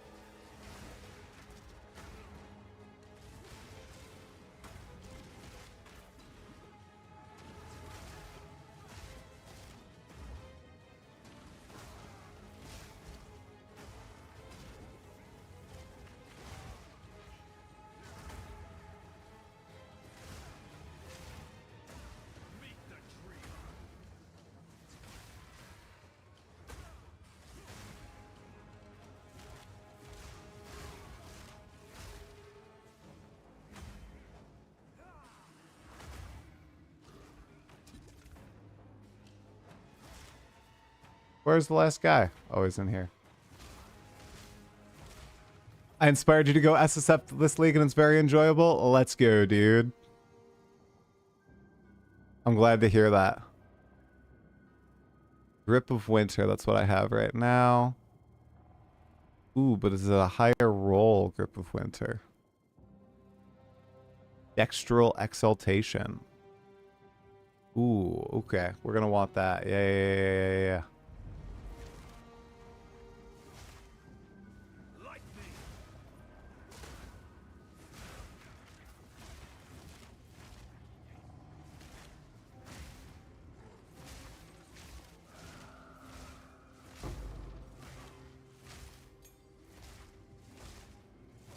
All right, let's take him out.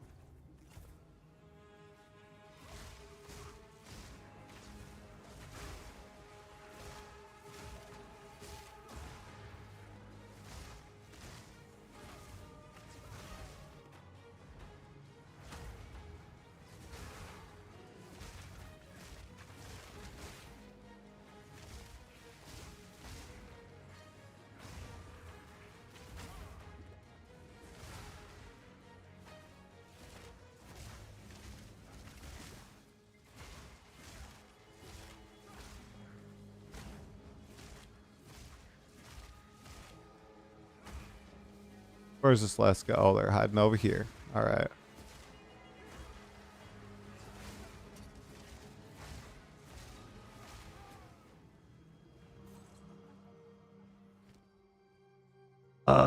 Hey, talking about quality of life, do you think it would be better if the bells of the hollow focus skill spawned in front of the character?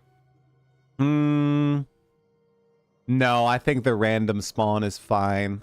I think it being in front of the character is always going to... I mean, you're constantly moving in the game, so while it sounds like it might be a nice improvement, I honestly don't think that it'll kind of be the same. You're constantly moving. And I like that they always spawn around, because the monsters aren't always around your character, or like aren't always right in front of your character. So I think the random spawn is fine, personally. But I get what you're saying. You kind of want them to be in front of you so you don't have to go backwards to call them and everything. I get that. Act 4, hardcore solo self-found done. You're gaming, man. Dude, congratulations. Let's freaking go. All right. Ethical boss or not ethical boss? I don't think it's a powerful boss, so I think this is going to be a pretty easy one. We'll see, though.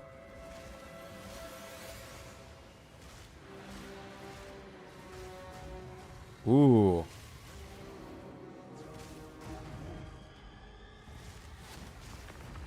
Yeah, like I thought, pretty easy one. Using those gloves in your monk too, really good, unique for sure. Yeah, I got them in the axe, and I have not swapped out since. Very good indeed.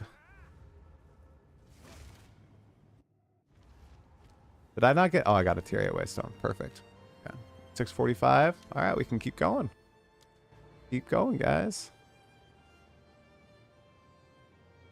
Exalted orbs may be used to add an additional essence to essence monsters. Oh, shoot. Bro, that's cool. That's really cool. I really like that.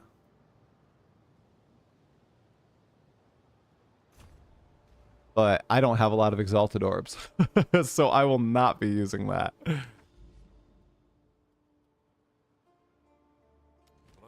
I am most looking forward to probably the Marauder. Big fan of axes. So I think of all the upcoming classes, that's the one that I'm pumped about.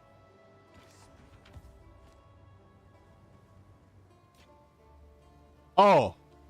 Oh my gosh. Yo. Okay, we might be switching out a grip of winter. Let's see. Okay.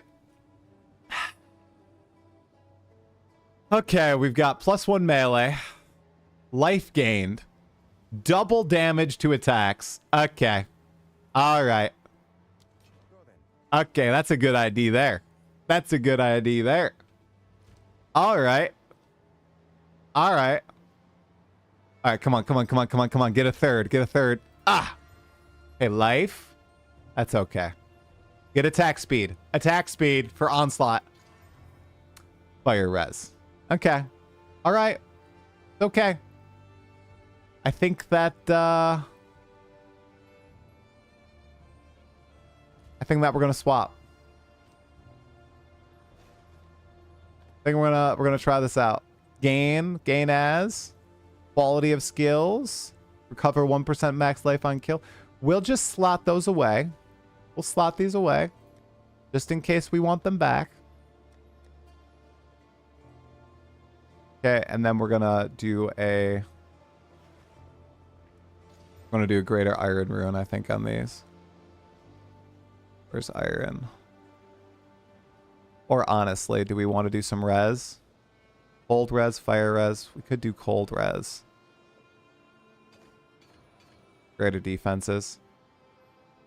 That's nice. Okay, and somebody was saying, I think Sir Kayan was saying that branching fissures is good on Stormwave. So what is it? Branching fissures. Branching fissures. 2. Branching fissures 2. Give it a go.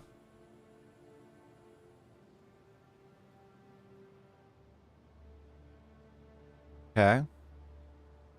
Lightning exposure, shock. Feel like we can take that one out. We need a little bit more strength. Let's swap. Oh, what did I just do? I just swapped it to Dex. Okay, Dex to strength. There we go.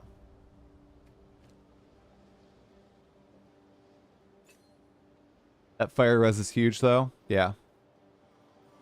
Yep. It was a good roll. Yeah, we're going to try that out. Let's see how it works. Ooh. Ooh, branching fissures. Yo. Yo, yo, yo. For you, it's Shadow, Merfolm. But something tells you Shadow will be the last class to drop. I don't know. Rogue archetype could come in sooner than we think. Whoa, does it hit them twice with branching fissures? No way. No way it does. Repulsion. Oh, it's repulsion, not refutation. Hey, Omega Cybers, I know. Much better times for EU. I know. I know. I don't think I'm doing this. Oh.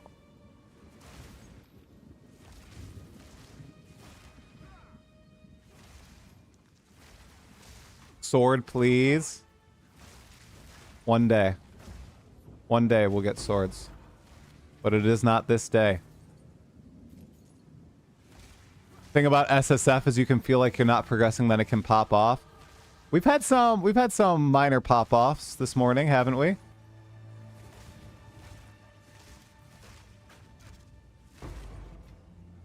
I would say. Yes, it can hit twice. That's what it felt like it was doing. Sick. Okay.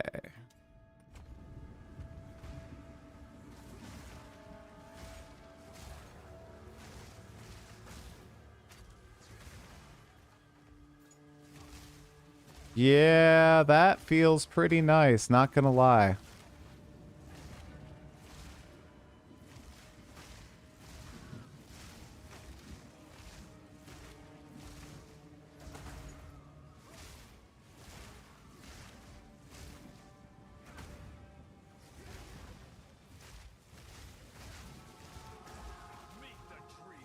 Yeah, just crit and dealt a crap ton of damage. I see what you mean, Sir Kayan.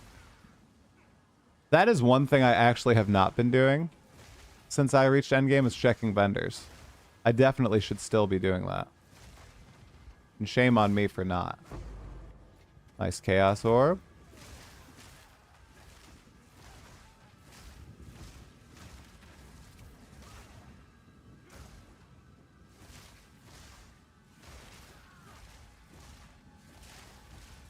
Upheaval 2 better than branching fissures. Well, time to test out a bunch of crap and see what sticks. Eh?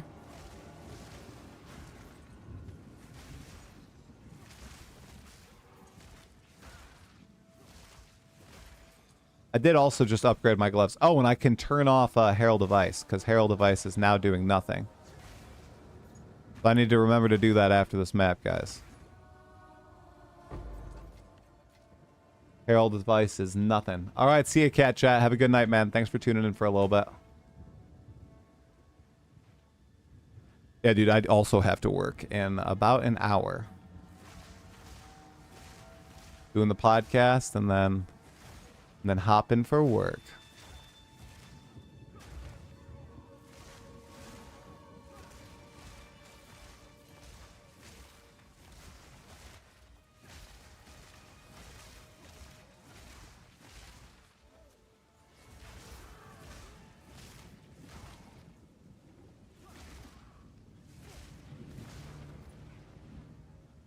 Whoa.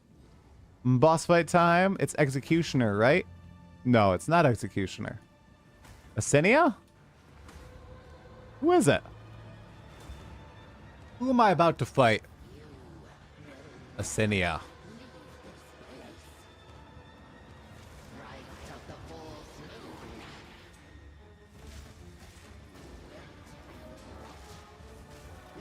Ooh, Asenia. Oh. Oh, my poor Asenia. Absolutely annihilated, girl. Didn't even have a chance. Nothing like Doriani. You are nothing. I didn't get a single essence. An entire map. At least I don't think I saw an essence. Maybe the essence is right here.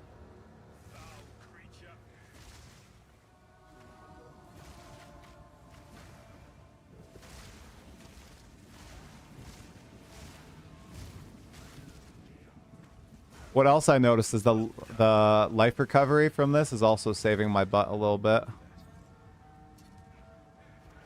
From the new gloves that I just equipped. You tried upheaval, it's why you chose branching. You forgot why you chose branching. Mutating monsters. +1 to max monster mods on rare monsters. Rare monsters have 10% increased chance of monster modifiers. Sick. Oh, if I have essence, it shows up on the right-hand side. Oh, okay. Thank you. Keep learning stuff every single time, guys. That's nice. Oh, that's nice. Oh, man. I guess I will keep that just in case I start a Merc on SSF. I don't think I will. But in the off chance that I do, I'm gonna keep it. All right, we're gonna elk orb. Or actually, let's just. Ooh, energy shield. Old res. Nope. You're done. Goodbye.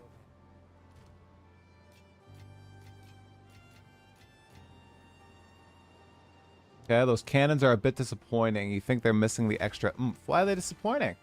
Are they just not strong enough? All right, I'm going to duplicate this scene. Because we're about to have the podcast start, guys. I'm going to shrink the camera so I can keep chat up. And then we're going to make a little background. A little background. We're gonna have... What should we have for the background, guys? A still. Backgrounds. Old overlays. Where's the oldest overlay? Do we have the fire scene? I don't see the fire scene. Thought I had the fire scene in here. Did I get rid of it? I must have gotten rid of it. Okay, let's just put this as the background then. Put that as the background. Transformed. Fit to screen and put behind everything else. There we go. Who's the guest?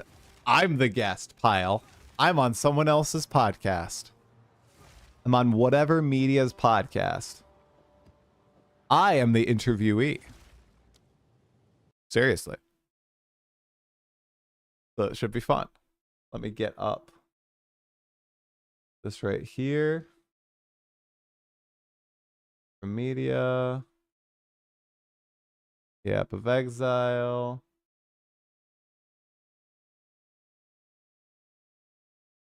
This side. That on that side.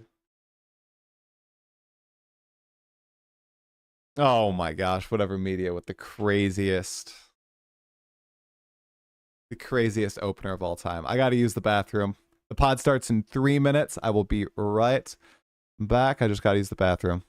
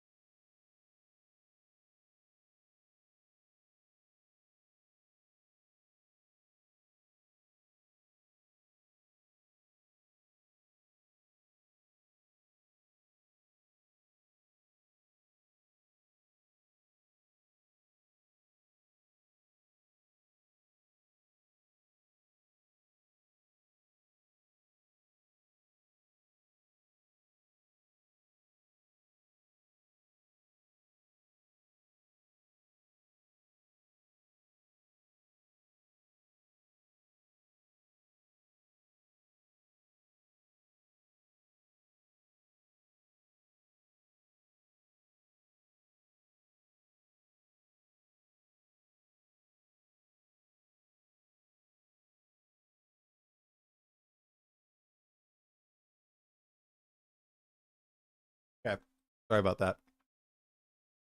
We're back. We're back. We're back. We're back. We're back. All right. Let's get speakers on because I like speakers. I am alive. I am literally alive. Yes. We're getting on a podcast with WhateverMedia. Sick. You live?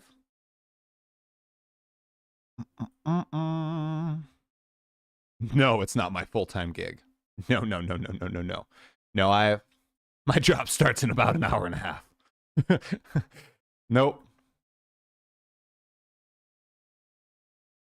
All right, we're collabing. We're collabing. Whatever. Yeah.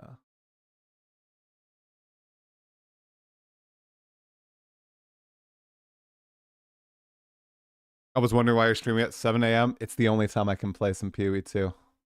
Lit. Just knocked. Call. Win. Ba-da-da-da. Da-da-da-da.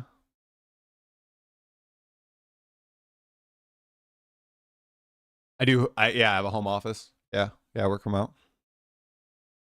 Correct. Zoja? Zoja, stop. Zoja, you gotta stop, girl. Hello? Actually, I have to put this on. Forgot. Hello? I need the headphones. Hi, I hear you, man. What's going on? Not much, dude. I am looking on my stream manager. I don't see where it has the knock. The knock thingy should get a notification. Sometime. Are you verified, like with your phone number? Yeah. Okay, that was my brother's problem. I'll resend it. 1 second. If not, I can probably try to knock. There you go. I just sent another request. Oh, there it goes. There it goes? Sick. There it goes. Sometimes, like, it doesn't appear. Oh. Okay, and then There we go. the audio stuff on And then I will start sharing our chat. Start sharing chat. There you go. Say hi to WhateverMedia's chat. Hello, everybody. Okay, let me get Oh. going. And then I'll need to pop you out and crop you. You can't hear him? Oh, yeah, I have him too low. My bad. Now he's better. I fixed him. Jaking. Hello. Okay. Much better. Are you staying on that scene? Yeah, I won't touch anything. But I will get rid of the BRB bathroom. Oh no, I thought BRB bathroom's perfect. I know. Oh, but I could change the text actually to on Yap of Exile podcast. There you go. Perfect. There you go. So the people know. He's too quiet. I'll up him a little bit more, guys. Gonna be booming like a giant by the end of this, guys. I will probably like this is my normal speaking volume. Yeah, perfect. So okay. Let's see here all. Perfect. Okay, wonderful. My chat is try good on that part. Hello. Chat in WhateverMedia's chat. Am I good? Hello. Hopefully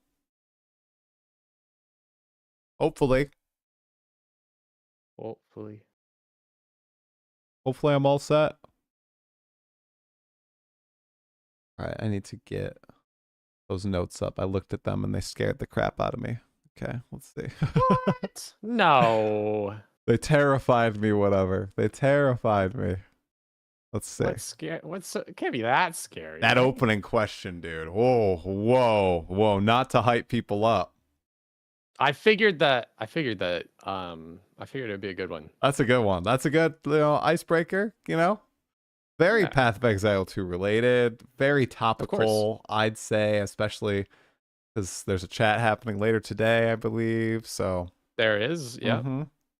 I forgot this is the day of podcasts because I forgot the Ziz interview with Mark and Jonathan's also today. They canceled it, actually. What? Yeah, I didn't even talk about that on stream.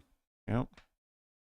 Are they rescheduling or they said they're rescheduling, but there's no date.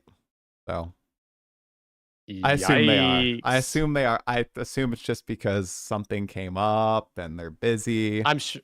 Yeah, I'm sure it's like a Yeah, maybe there's even a personal thing. thing. I don't really think it's because of like the hot fixes or anything. Nah. I think something probably came up on Jonathan or Mark's end, and they were like, "Eh, we want them both to be there. Let's reschedule it." So, I'm sure it'll happen. Dang. Oh yeah, I'm sure. Okay.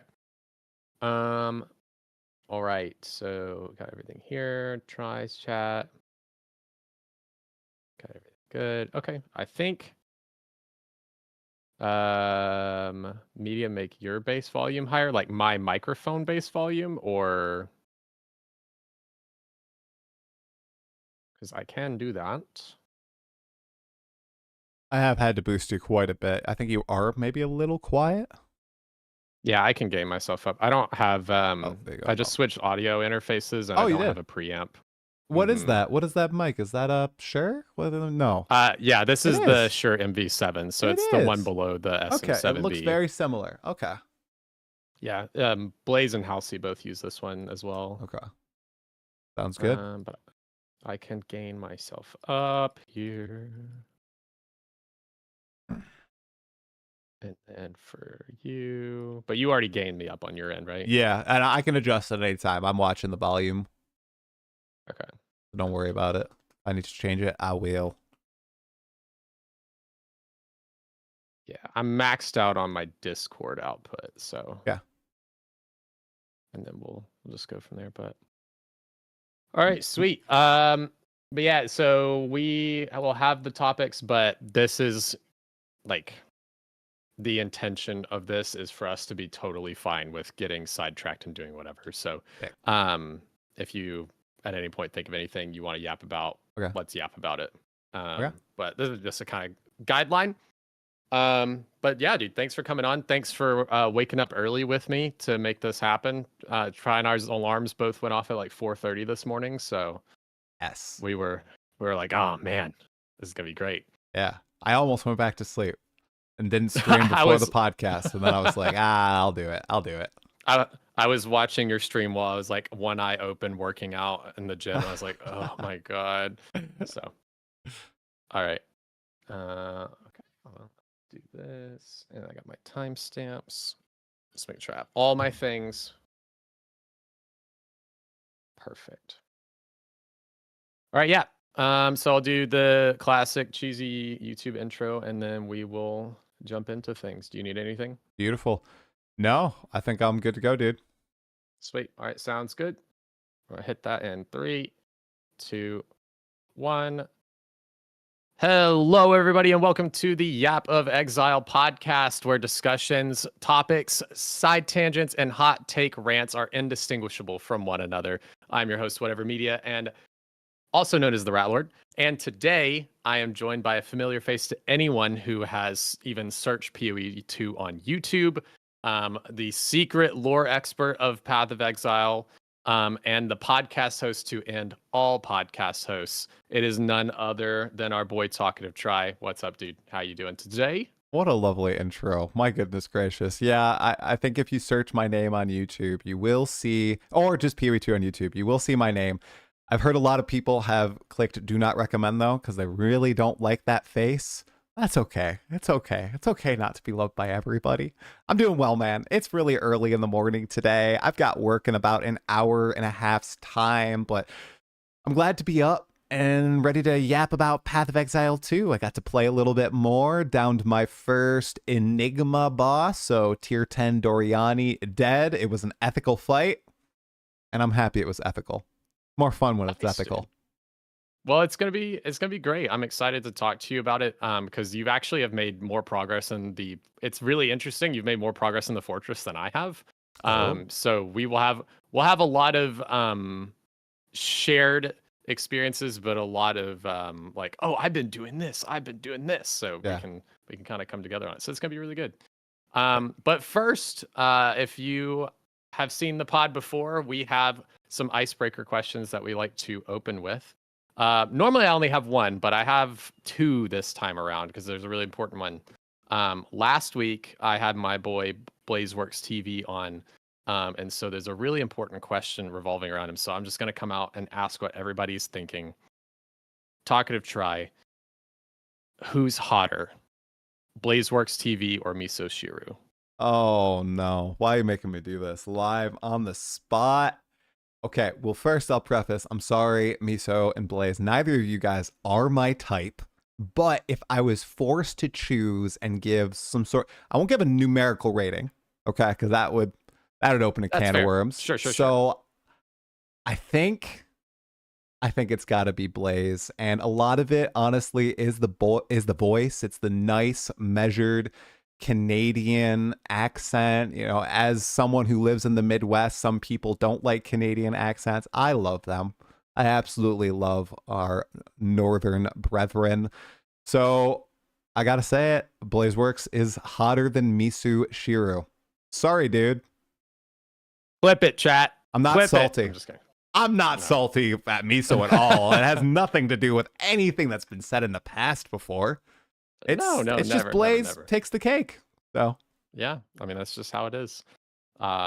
If you don't get the inside joke, just look it up. You'll find it. I'm sure it's on there. But the actual icebreaker that I like to ask, what is one fun fact that you can tell us about yourself that would never come up in a regular conversation without it being like this specific of a question? So an example I like to give is like, I'm a black belt in 3 martial arts. I brought it up to Dead Rabbit. I was the harsh vocalist in a metal band in high school. Like things that you would never just like bring up unless it was this weird kind of circumstance. Ooh, okay. Wow. Well, this maybe says a lot about me, but I don't have anything that's that impressive. First thing that came to mind is I used to play it when I was a kid, 10 to 12 years old. My first MMO ever was Dungeons and Dragons Online, and in that game, there's the classic trinity of healer, DPS, tank. And at the age of 11, I was in a guild called Elite Raiders, which was the top NA raiding guild for a niche game, yes, but still a pretty large game. And I was one of the primary healers in Elite Raiders at the age of 11, and nobody knew I was 11. So I am a secret pro Dungeons and Dragons Online player, although I have graduated from that game at this point. I literally don't have like a secret, like I'm a black belt in martial artist. That's crazy. That's crazy. Do I have anything crazy about my life? Isn't that crazy? WhateverMedia. Like, I have a very milquetoast life, unfortunately. So I don't know. I don't have any crazy secrets. I'm trying to think of something that's wilder. But I think that's the one thing. That's being one of the top healers in North America for any game. Pretty good.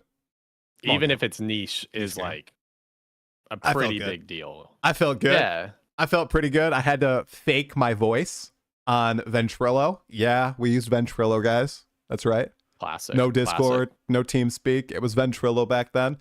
Because my voice didn't drop, I'd say, till I was about 13 years old. So, and even now it's kind of high pitched, but it was even worse back when I was 11. So I had to, fake my voice a little bit like this while I was on microphone.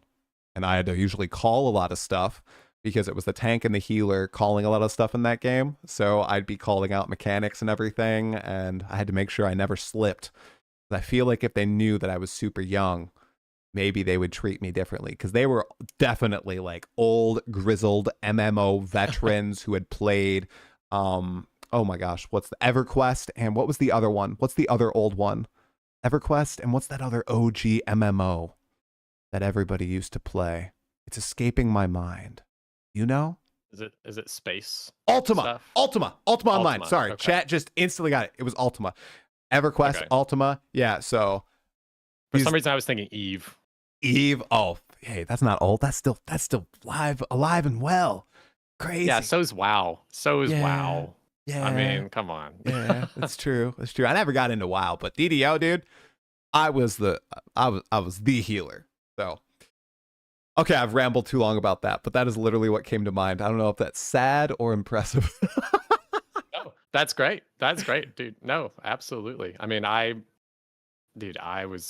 I did some competitive Destiny 2 raids, like all of the day one raid races. Listen, man, I have a Destiny 2 tattoo. So I am Oh, like, okay. I am anything nerd, no problem, dude. Yeah, that's cool Nice. to me. Nice. So Are you that's a good one, dude. are you a tabletop gamer? I am Mm, I'm like a casual tabletop enjoyer. So okay. like I wouldn't say that I like go out of my way to do it, but like when if I'm somewhere and somebody's like, "Do you guys want to play something?" I'm like, "Yeah, Mm. absolutely do." We played D&D. We did a one shot for my brother's bachelor party a couple years ago. Um I was the only character who could speak multiple languages and I could speak 5. So I was required for basically every interaction. Um, but I was a chaotic neutral mage. Ah. Um, and so anytime I would go to talk for like to communicate with one of these characters that spoke a different language, I would talk like an Animal Crossing character so no one else knew what was going on. I would just text my DM. So they'd be like, "Oh, what are you saying to this goblin?" I'm like, it was That's great. good. That's really It good. was really good. We were all drunk. It was 4 in the morning. It I was one love of the it. best times of my life. That's something else that's really big. That's also what came to mind as I've been a DM since the age of 8. It's fallen off in recent years, which is why it won't come up on normal conversations anymore. But I used to be a huge tabletop gamer. Would play every week for 5-hour sessions. I've had multiple campaigns in this huge world that I have hundreds and hundreds of pages of lore and notes on. And with kids, it's way harder to sit down and play that for a 4-hour session or just to sit down and write and really focus. So video games have kind of taken up my hobby hole, and Path of Exile 2 especially, because I also turned it into a YouTube channel. So Absolutely. And what a great segue into talking about PoE, dude. We just got the biggest expansion launch ever, according to GGG, that they have ever worked on for PoE1 or PoE2. Um, my first question is, for anybody who doesn't know, talk to me about your league start. How did it go? What class are you playing? What kind of build? I know you're a self cooker. You are a personal chef, some would say.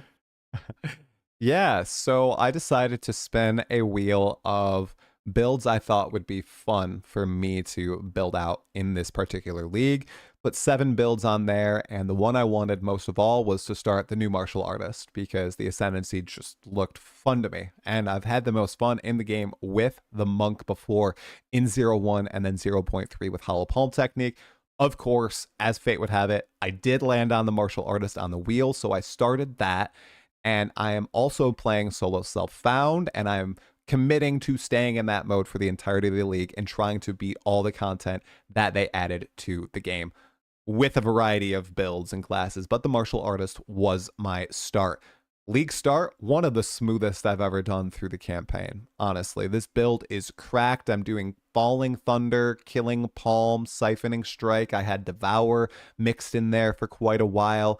But the interplay of generating the power charges through the bells that you spawn from the martial artist is unique and I think fun. It's a little mini game that you essentially have to play all throughout while playing. And I love the feeling of Falling Thunder. It's very impactful. It's just fast enough to not feel clunky, although I am experiencing more and more difficulty as I'm struggling to scale up my defenses in mid-tier maps with getting mini-stunned. But the whole build itself has just been a blast to play. I'm currently in tier 10 maps. I just downed the Doriani Citadel boss in the fortress, and I'm working my way toward the Arbiter of Ash and the Arbiter of Divinity. So league start, very smooth. SSF, you're slower to progress, and in this patch especially, there's such a mountain to climb to progress through all these new things added. I feel like I've literally only scratched the surface, and I've played for about 20 hours at this point across all of my characters. Nice, dude. Yeah, I feel the same. So I'm a Yeah. big SSF guy. So like I started softcore SSF. I normally am a hardcore SSF guy. But I was like, man, I took 10 days off of work. I don't want to spend half of it in the campaign because I die. So I'm like, I want to experience the end game in the end game patch, right? So I'm like, oh, I'll re-roll hardcore with like Timmy's League or something like that.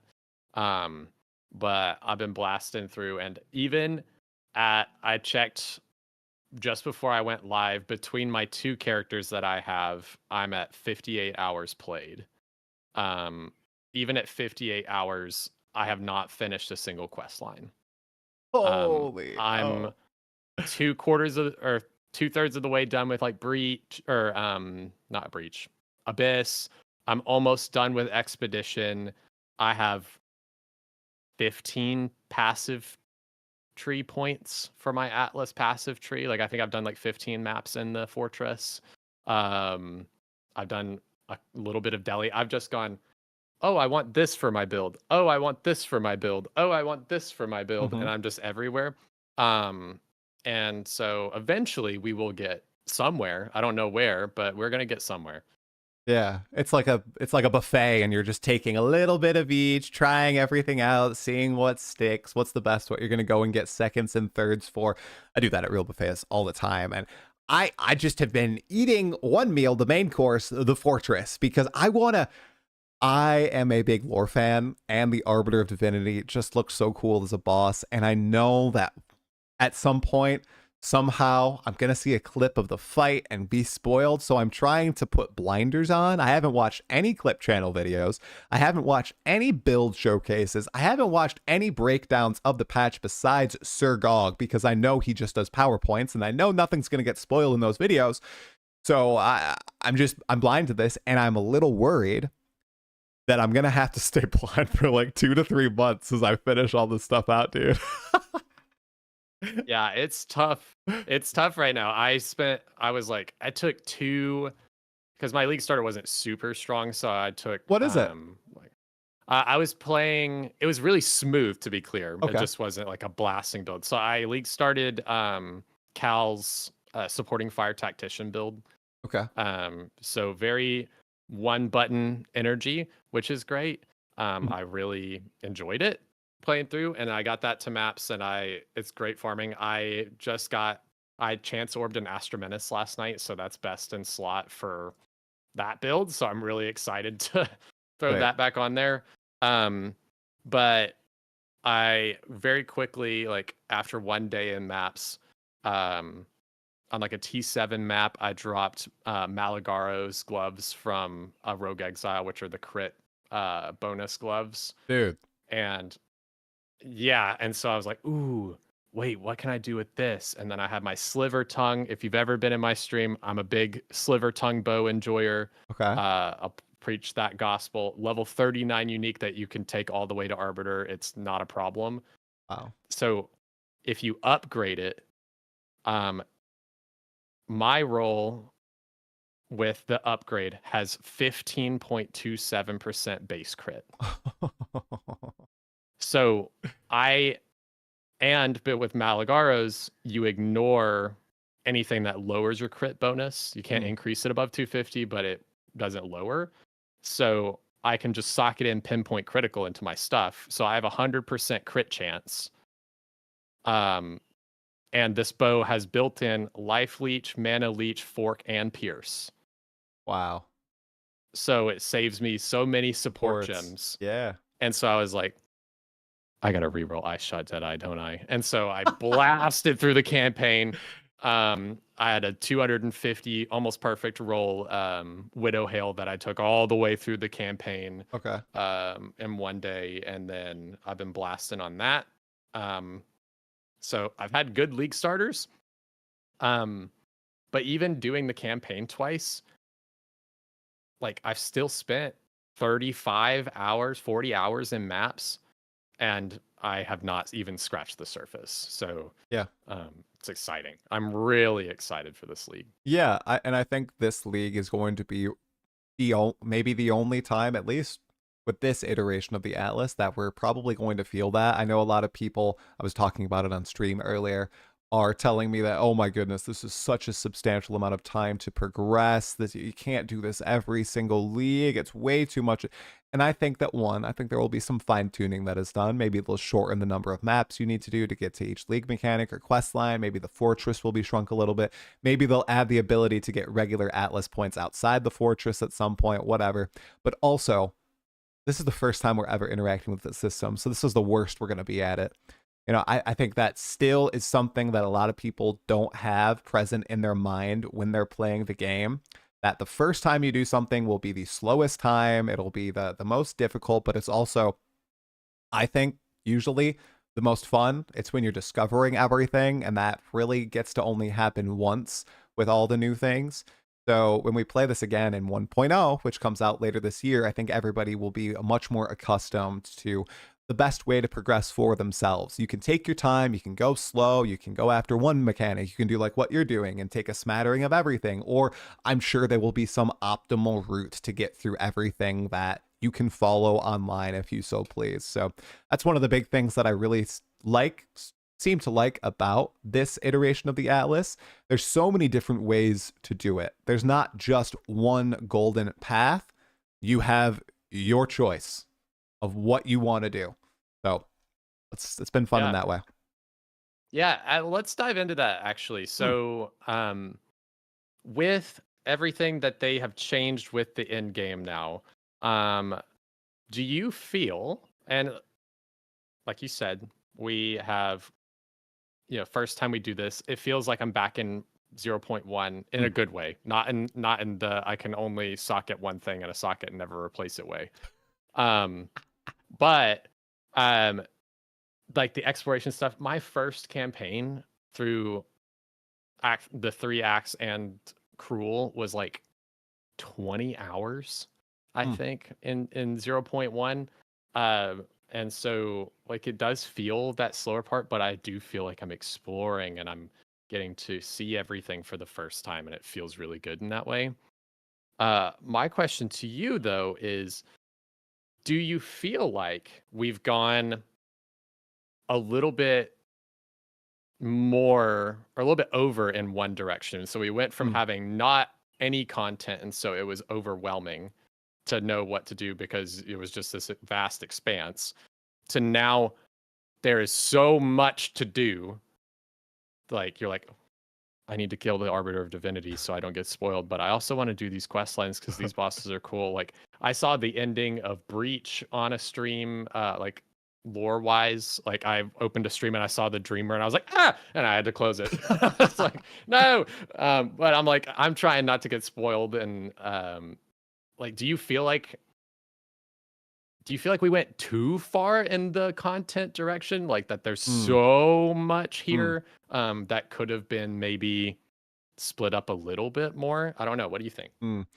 The Goldilocks conundrum, what it's reminding me of. And just to piggyback off your point, 0.1 campaign took me 32 hours to beat. And this campaign, this time around, 11 hours on stream, interacting with chat, taking breaks, all that stuff. So it definitely slims down quite a bit, at least campaign wise. And I think the same will happen with Endgame. But to answer your question directly, no, I don't. I think that it's honestly kind of funny to see people say, oh my goodness, there's too much content overload. Guys, Path of Exile 2 isn't even out of early access yet. They haven't actually developed a bunch of new mechanics. It is only going to get larger and larger from here, which I know this was a common critique of Path of Exile 1, that it had too much content bloat and too many things that you needed to know and needed to pursue and And it's already happening with Path of Exile 2, and this is something I think they said they kind of wanted to avoid and piecemeal introduce stuff back with proper tutorialization and all that. But the content bombs are dropping. GGG can't help themselves from introducing a bunch of stuff into the game. But the thing is, I think it's a mentality thing. I said, yes, I want to do the Arbiter of Divinity questline, but I totally understand that, you know, it's my choice to go and do all these things. I think a lot of people that are maybe a little freaked out about, oh my gosh, I need to do the fortress, but I also want to rush the best currency maker, which I think is Abyss from all the headlines that I've been seeing. Oh, but I don't have the Atlas points yet, so I need to optimize the way that I do. Like, like I said at the beginning, it's a sandbox. Like, I don't think you're forced to do anything. The only one forcing you to do stuff is yourself if you have that mentality. I like the freedom of choice. Like I said, I think the maybe the largest piece of feedback that I see right here is just the length to get through maybe the fortress and to path to all the initial quest lines. I think the wealth of content is a good thing, and I think people need to understand that this is only the minimum. They're not gonna. I really don't think we're gonna come into 1.0. They're gonna add a new huge league for the launch, and then it's not gonna be added to the Atlas. I think that's gonna be added to the Atlas, and then 1.1 will add content to the Atlas, and then 1.2 will. They're not gonna remove content from the game, and I think that's a good thing. I think it's good that there's always a bunch of stuff, a lot of options that you have in the game. So I think the content overload is okay. I think people just need to check themselves and not feel like they need to do everything, because they don't need to. It's a game. Just do what you find fun and progress at your own pace. If your idea of fun is rushing through everything and optimizing your way, okay, do that. And if your idea of fun is like mine, where you just chill, taking it at your own speed, going for literally, I'm doing Arbiter of Divinity mostly because of the lore. I know, wild take, but it's true, because I find that fun, and that's one of the most exciting things in this patch for me. So I think a lot of the worry might be people comparing themselves to others and how fast others are progressing and worrying about that. And I think that is unfortunately a symptom of a greater problem in gaming culture in today's age. And I hope GGG doesn't address it by taking things out of the game that a lot of people enjoy. Yeah, I agree with you. I think there is a big comparison to like, comparison is the thief of joy, friends. We've heard it most of our lives, right? That one. So, and of course, like you're watching your favorite content creators and you're seeing them blast, and you're like, oh my gosh, they're already in the end game, and I'm still in Act 3 on Sunday. Like, what the heck? First of all, most of these creators have either done like I do and take off of work for these things, or that is their job. Their job is to be live for you for 18 hours a day, blasting this content. And so comparing yourselves to that, especially if it's in like a trade league environment and things like that, it's really not fair to yourself. The way I enjoy things, like I said, I'm an SSF player. I've not played trade since 0.1, and even in 0.1, I stopped playing trade after like 200 hours, and I played 700 hours of 0.1. And the rest of it was hardcore SSF, because I was like, I am not, like, I've done everything, right? And so I wanted to challenge myself or give myself something more to do. But I think you're right. It's that, and then feeling like, maybe because everything's so new, like all the quest lines have been redone, so everybody's like, oh, I want to experience like all of the new things. Yeah, and they can't. I think a lot of people, like you said, many of the people who participate in discussions about Path of Exile on Reddit or Twitter or in our Discords and stuff, they're all consuming a lot of Path of Exile content, and I don't think the restraint is there for a lot of them. I do see some people kind of acting like I am, where I'm like, I'm not going to watch anything. I'm just going to do it blind. It takes me however long it takes me. I can do that. I don't need to watch all these videos or streams and stuff. I think a lot of people are just like, well, I'm watching these streams, like you said, I'm watching them blast. I want to blast. I want to be able to experience all this. This is crap that I can't experience it yet. It's taking me too long. I'm going to have to play, with my schedule. I'm going to get to T15 maps and the Arbiter of Divinity 2 weeks in. Oh my goodness. What is going on? And it's like, I feel like the developers might be, because they have a niche audience, especially with the streamers. Streamers go so hard. They optimize the heck out of everything. And they're very popular. Like Path of Exile 2 streamers, I think a lot of people watch them for that optimization aspect, and not even as much as the entertainment aspect. I mean, like, what the biggest entertainer is probably Quinn, but most of the other top streamers are optimizing the heck, and some would say the fun, out of the game. And I do think that taints the experience for a lot of people. I vividly remember Sorry for this tangent, but it is the Yap of Exile podcast. I vividly remember at the start of 0.1, the countdown was happening, the final minute before launch. I legit told, I think I had across YouTube and Twitch, maybe like 4,000 people watching. And I said, all right, guys, I know this sucks for me, but the best thing you can do right now is turn off my stream and go play the game. Don't have me on their second monitor. Don't have anybody else on your second monitor. Play the game on your primary monitor. Take in that experience, enjoy it, because that is probably, for most of you, even though you think it's not true, how you will have the most fun in Path of Exile 2. And I believe that in pretty much every single new patch, but more so than 0.2, 0.3, and 0.4, in 0.5, I think that would be the right way to play. But, as you said, a lot of people comparing themselves to the 18-hour-a-day streamers, the people who already have 100, 110, 120 hours, and they're like, oh my gosh, why not me? Why am I not in this position that they are in? And I think that removes enjoyment from players when they do that. Yeah. It's really interesting because I see that sentiment, and it's, I do see it from every corner of like every different play style, but mostly from like the trade environment. The amount of people I've talked to, and they say like, oh, if I miss league launch weekend, I just won't play the league because I'm going to be so far behind in the economy. That fuels me with so much dread, like thinking about that. Because like even in one of my videos, I have a like HCSSF tips video. And the opening is literally just a comedic bit of me being like, are you somebody who gets depressed about having to worry about a fake economy after worrying about the real economy all day? Like that kind of thing. But that's actually how I feel. I'm like, I cannot go and I'm like, oh, I'm going to relax and play some PoE by I have to grind Breach because it's a minion league and I have to get the minion jewelry to sell to the minion player. I'm like, if you enjoy that and that's the way you love the game, I am so happy for you. I'm so happy for you. The only bad way to play the game is a way that you're playing that you're not having fun. If you're having fun, please continue to do that.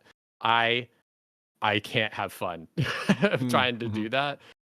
Where the way I view it, and it's even different from you, right? So you are blasting the fortress because you are a big lore person and you really want to see Arbiter Divinity. I'm a passive lore enjoyer. I'm like have the lore YouTube video reading to me in my ear on my second monitor while I'm doing stuff, but I'm skipping the dialogue because I know they're going to read it for me. And so I passively enjoy that way. I have been blasting to get things for my characters, right? So as soon as I got into Endgame, the first thing I did was like, oh, well, I want to get an anoint for my amulet. So I'm going to go straight to Delirium. And so I went that way. And then when I dropped Malagaros, I was like, ooh, I want to be able to upgrade the Sliver Tongue so that I can do this crit build. But to get the thing to upgrade the weapon, you have to progress through like 3 bosses of the Expedition quest line. I was like, all right, here I go. And so I start strolling through Expedition that way. But I'm taking the path to all of these like quest lines to progress my character. So I still have those goals in mind and I'm getting to enjoy everything passively. I think people go into this with the goal of like being the best. And that's just play the game. It's just hard. Enjoy the world that you're in, guys. And I get it. I do the same. I mean, especially in a league launch, like I want a ladder push, but then I wake up the next day and all my friends are in maps and I'm like, I'm in Act 3. Yeah. I'm like, well, there goes that dream. But it doesn't, you just gotta play the game to enjoy the game. Yeah, and what you said at the start there about if you love trade and you have fun playing trade, 100%, if that's the way you enjoy the game, do it. The only thing I would say is I do read a lot of upset people about trade and a lot of players that seem like they almost hate play Path of Exile 2 and other games sometimes. And I think that if you give yourself the opportunity to try a different way of playing the game, you might see what happened to me, for example, with speedrunning Act 1.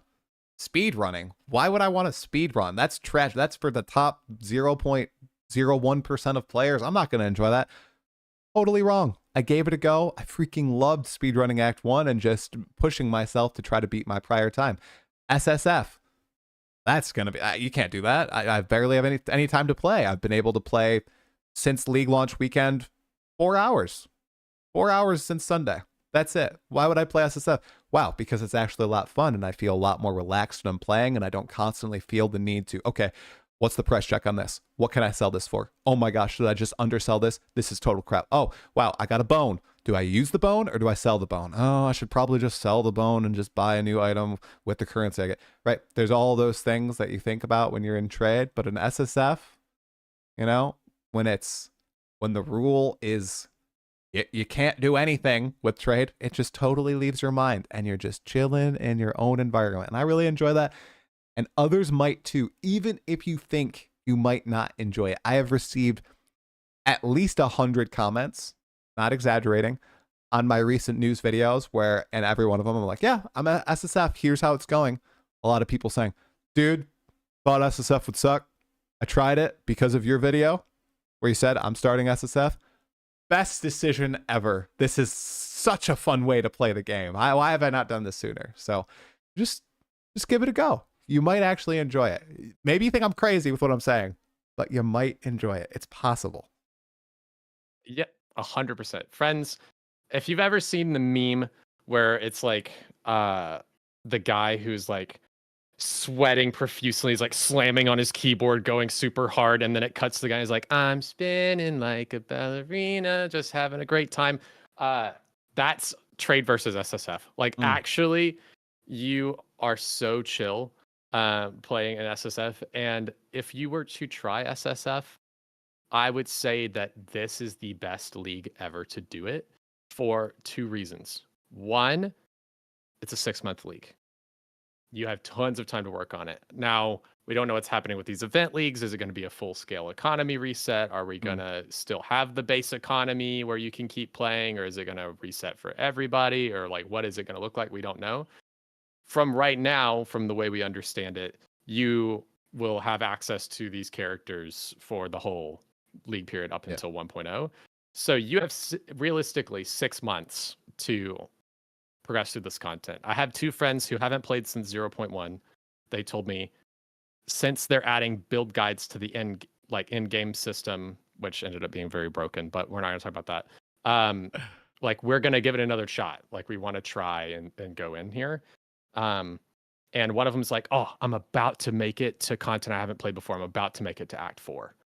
And I'm like, oh, that's so exciting. And then the other one was like, I just entered Act 2 on my monk. He was like, I've been so busy and da da da. I was like, I'm not, dude.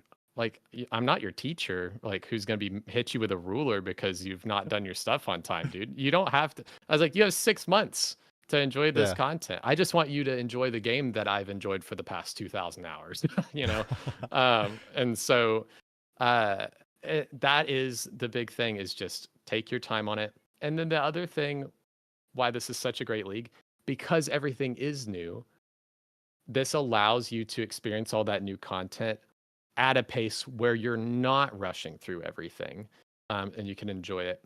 And SSF, I argue, makes you a better player because you actually have to learn how to interact with these mechanics. Trade is great if you love Breach and just want to do Breach and sell stuff from Breach and then buy all the things that you need from the other leagues. That's great. There's nothing wrong with that. Excuse me. But I personally, I don't want to do that. You know, I want to go farm Ritual for my uniques and farm Delirium and then get those chance-orbed Astra Menaces, or I also like I randomly dropped Face Breakers from Abyss yesterday, and so like all these cool things. I'm like, but now I'm like, oh, do I need to start a monk now that I have the Face Breakers? And I'm like, wait, I've not even finished my other 2 characters. I have to stop. So it's just a totally different way to play the game. But I huge SSF advocate, and I'm excited to hear that you're enjoying it, because another topic that I have that kind of goes into that is like previously you've done some SSF stuff. If I remember correctly, you started SSF for 0.4 and were having a bad time with sustain on like support gems and things, and then you migrated to trade. What has been different for you this time that SSF clicked for you? Yeah, so every single league I've started SSF through the campaign. I just don't trade. Like, I don't see the point of trading. It's kind of, I feel like the campaign is, want to say it, easy enough to get through without trading on most builds. So I've gone SSF until endgame every single time, and that's usually what I do in Path of Exile 1 as well. I'll get to endgame, and then the first thing I do once I hit maps is, all right, time to trade, upgrade all my gear, get my resistances to 75%, up my defenses a little bit, buy a slightly higher DPS weapon, and blast to T15s as fast as possible. You're good to go once all those things are solved. However, in 0.4, there were some extenuating circumstances where I was just in a complete crap mood for that particular league launch, just because of some things I was wrapped in. I think I was in a terrible headspace for streaming, for playing the game, and yes, I was very upset also at the game for not dropping support gems, because I was trying a bunch of new stuff on the Druid. I had never obviously played the Druid before, and I was lacking in a lot of power, and I couldn't experiment, and that made me mad. And I stopped playing for 7 days, and then I hopped into trade. So this time around, I essentially told myself at the start, I want the greater challenge, much better headspace now.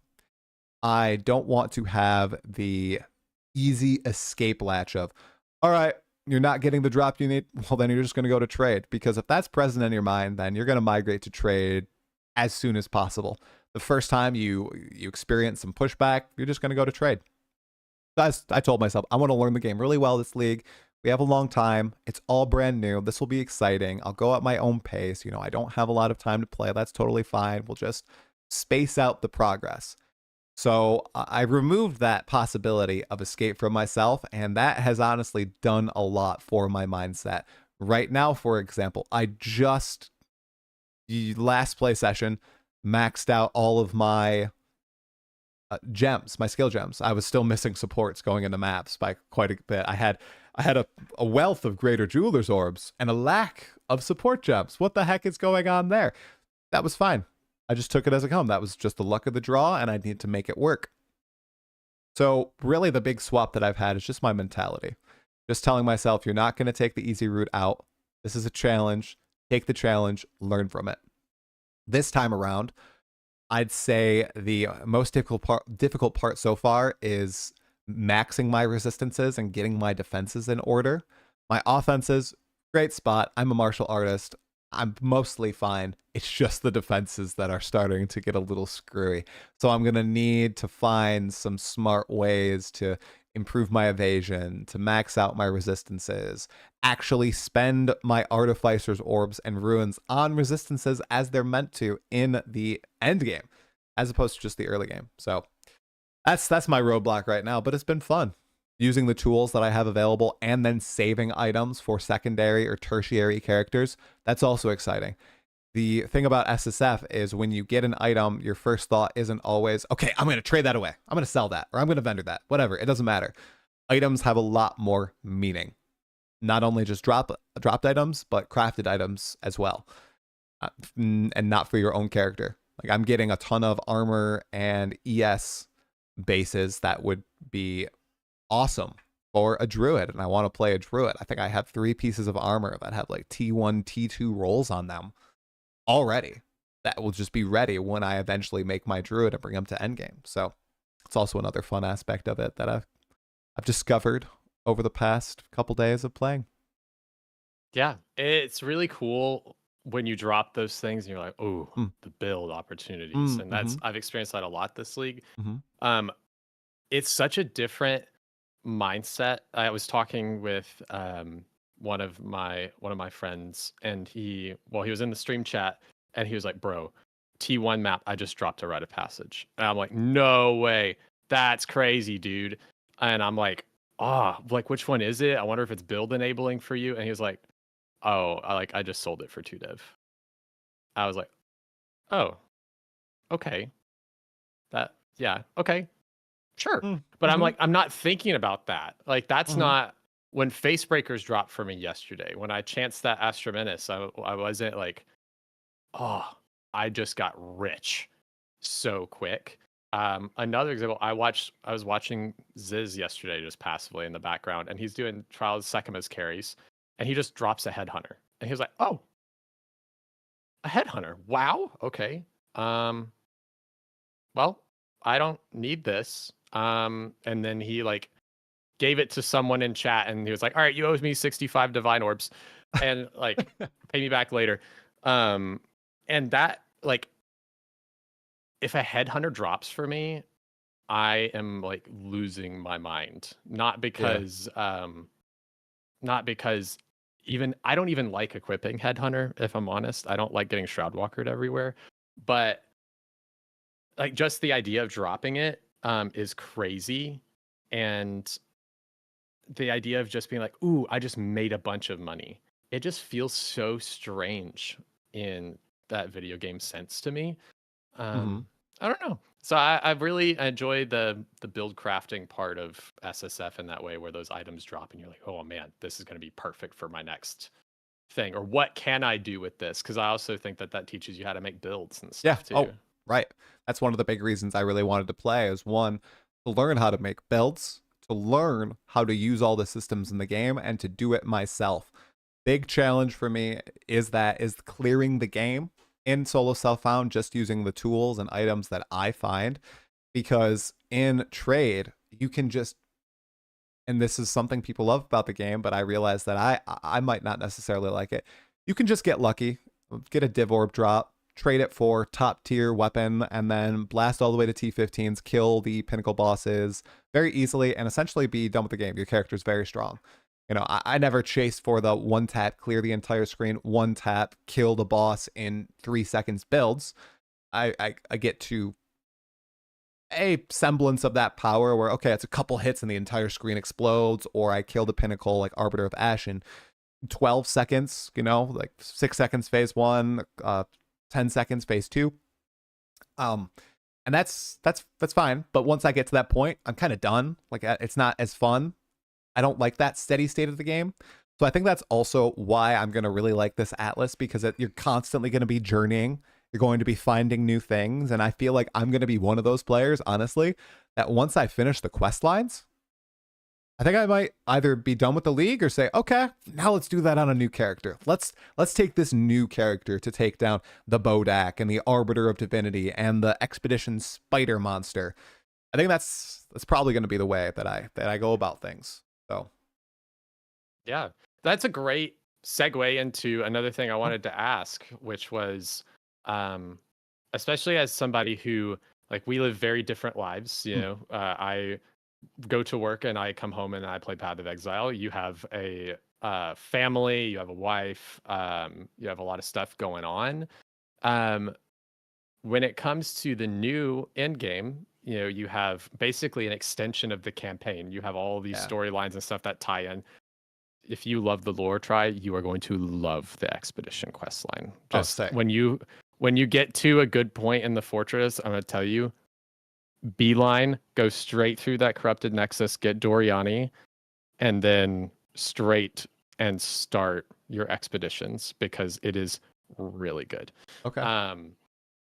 And I wouldn't have experienced that if I didn't need to upgrade my bow, because expedition was the last thing that I was gonna try. But I wanted to build my character, chat. I'm telling you, it's good. But with the new Atlas, we have this finite kind of start that leads before the infinite Atlas. I was saying to like Rabbit and a couple other people that I was talking to, I feel like 50% of players aren't going to go into the infinite Atlas. They're going to do all these quest lines because there's so much. And by the time they're done with that, you're probably done with the league, which they did say, like, we have multiple like step off points that you can be like, all right, I'm done. For someone like you who absolutely loves the game but doesn't have a crazy amount of time to play, do you feel like these quest lines and stuff have solved the issue with the infinite Atlas? Yeah. Yeah, so I think there's a couple things that have solved the issue with the Infinite Atlas, and I think they outlined it all in that presentation. I think the big problem was there was no stepping on or stepping off point for the Atlas before. You popped in and you just went aimlessly. Even the primary quest line, the Arbiter of Ash in 01 to 04, was still an aimless one. The citadels were random spawns. You never could guarantee that you would run into one. Yes, everybody said, oh, if you go far enough, you'll find it. I had friends who needed to buy the fragments. They were level 95, 0 citadels, beelining straight out. Maybe they were just missing them, but the whole Atlas before was just that. It was a labyrinth and it had no meaning. Now there are multiple levels of meaning. I'd say there's over like a dozen, because what you can do now, right? You have your people who play the campaign, and some of them might not finish the campaign and they still get enjoyment out of the game. Then you have people who finish the campaign and are like, I don't really like Endgame, but I like the game. Then you have the people who get to the Endgame and they enter the Atlas. And now there's so many different things that you can do and feel complete. You know, that big completion aspect of the game when you finish them. You have all the individual quest lines. Maybe someone just really enjoys Abyss. They go do the Abyss quest and they're like, all right, you know, that was a good experience for this league. Maybe I'll come back next time and do Expedition and Delirium. Maybe I'll come back and do Abyss again. Or you can complete all the quest lines at once, or you can just do the main quest line, or you can go for the masters, or you can get the challenges, which involve completing some of the quest lines, but not all of them. There's all these different ways to feel complete with the game. And beforehand, that was gone. That just wasn't present. So I think that is a huge aspect for, you said 50%. I think it's higher. I think the vast majority, maybe 80 to 85% of people who get to the end game aren't going to ever get to the farming section where you have everything completed and you have your steady state Atlas, and they might not even finish the quest lines. I think they'll just do a couple and then they'll be done, right? And I think that's totally fine, because I think, one, they have that satisfaction of completing a quest. The big moment, I assume there's a big moment when you kill the Bodak and you get the culmination of that quest line and you get a special reward. That's probably a fun moment. But then there's also the coming back for seconds and thirds and fourths in subsequent patches. Everybody's saying, oh my gosh, content overload. These are primarily the people who want to get all the crap done in 2 weeks. We have people who have played 120 hours already. And I'm not calling you out. I'm just saying it as a fact. And they're like, oh my gosh, that was so much. Oh, there's so many different things to do. Dude, you are in the 1%, 100%. Majority of people are probably going to come to the end game and see all this stuff, and they'll do one or two and say, you know what, that was really fun. I've run out of time, or, you know, I'm just a little bored with my class now. I'll come back in 1.0 and then I'll do these other quest lines. You know, I think it's genius, and I'm glad that they did not swap to the PoE1 Atlas, which was something that quite a few people were requesting. They're like, just go to PoE1, just do it. It's proven it works. Just do the revamped PoE1 Atlas and PoE2. They did this instead, and I think this is going to allow them so much room for expandability in the future. And it's going to hook that audience of players that does not feel the need to rush through everything at once, unlock it all, farm it. It's going to hook the players who will do a piecemeal of all the content and be like, all right, this league I did one thing, the next league I'm coming back and I'm completing this. And I think that's great. Yeah, I agree. I think it's interesting because I will say up until probably 0.4 was one of the people who said we should just even on my bingo card for 0.5, I had Finite Atlas as one of my points. Yeah. I was Finite Atlas away from bingo on just the reveal stream. But and I was like, oh, just PoE1 it. Like, it's fine. And I'm newer to PoE1. You know, I like in PoE1 terms, I have 600 hours in the game, but my first proper league was 3.26, you know, refreshing when after PoE2. And so all of that was like new and fresh to me. But then played 3.27 and 3.28. And when I finished, I was coming to the end of my Atlas in 3.28. And I had this moment where I went, I really hope PoE2 does not end up like this. Because I got my void stones and I did my like all the things. I got all my Atlas points and did my stuff, and I started like farming some maps, and made an alt character, and I played in the gauntlet and did all the stuff. And I was like, yeah, like the gameplay loop is fun, but I'm done. Hmm. And in PoE2, especially because I play hardcore, and so I would, occasionally die and be like, gotta run it back, boys, from the beach. PoE2, even with the old Atlas, well, I wish there was more to it. I always felt like I was going somewhere because as I said, I like to progress my characters. So when my character would get sent back to the beach, I get to experience all of that fun again of building that character back up. And so I had more sustainability in PoE2 than I did in PoE1, which is the opposite of what a lot of people in the community feel. So that's just an interesting point. I think that they nailed this. I do agree the fortress probably should be smaller. I think that, and this is crazy because they already said that they cut it down by like 50%. Dude, thank you, GGG. Might need a little bit more trimming. Yeah, I think it, and even for the like quest line stuff, like one thing I know I've heard people complain about is like for Breach, for example, it's not spoilers, but if you wanted to like farm the boss and stuff like that, after you clear that first area, you actually have to go find the Breach biome, and then like that's when you can use the Breach stone into the thing and do the fortress and stuff like that. So you can't boss farm Breach, and then I know that like you have to do the Rite of the Nameless every time if you want to fight the King of the Mist, and you have to do or not King of the Mist, the Bodak and all this stuff, which is I don't think is a bad thing necessarily. Very different. With the Breach one, I think with the Breach one, it should be similar to like the Mist and the Rite of the Nameless, where you can just go and Breach Fortress, and like it creates the biome kind of thing for you to do. But even with those, I feel like it's 31 to 35 maps surrounding these areas to gotta get 1 point per map, and then the bosses give you like a few more or whatever. But even then, for an average player who plays 5 maps a night, we're talking like, well, you know what I mean? That's like, me, bro. That's literally what I just did. I think there's nothing wrong with our pod. I think I did 5 maps in a 2 hour.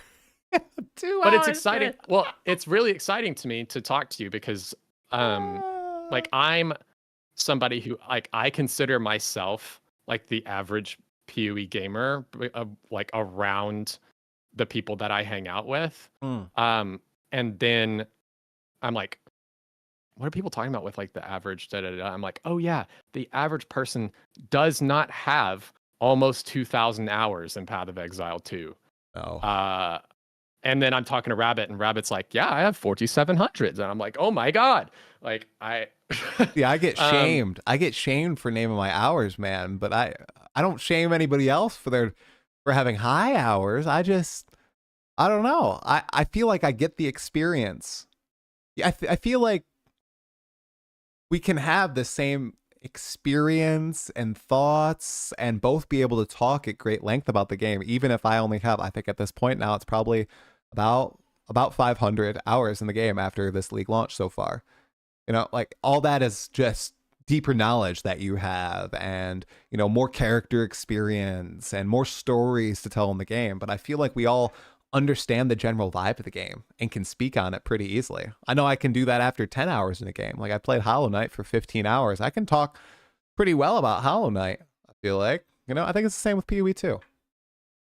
I mean, I would expect you in multiple ways to be able to speak to PoE2 better than I can. And, not better. In multiple ways. Different perspectives. Different. Right, exactly. Right. So it's kind of similar to many other things in life where I'm like, my partner has a psych degree and is like way better with that stuff. But like I've been working in business management for almost 10 years. And so like I'm like talking about business stuff and she's like, I have no idea what we're talking about.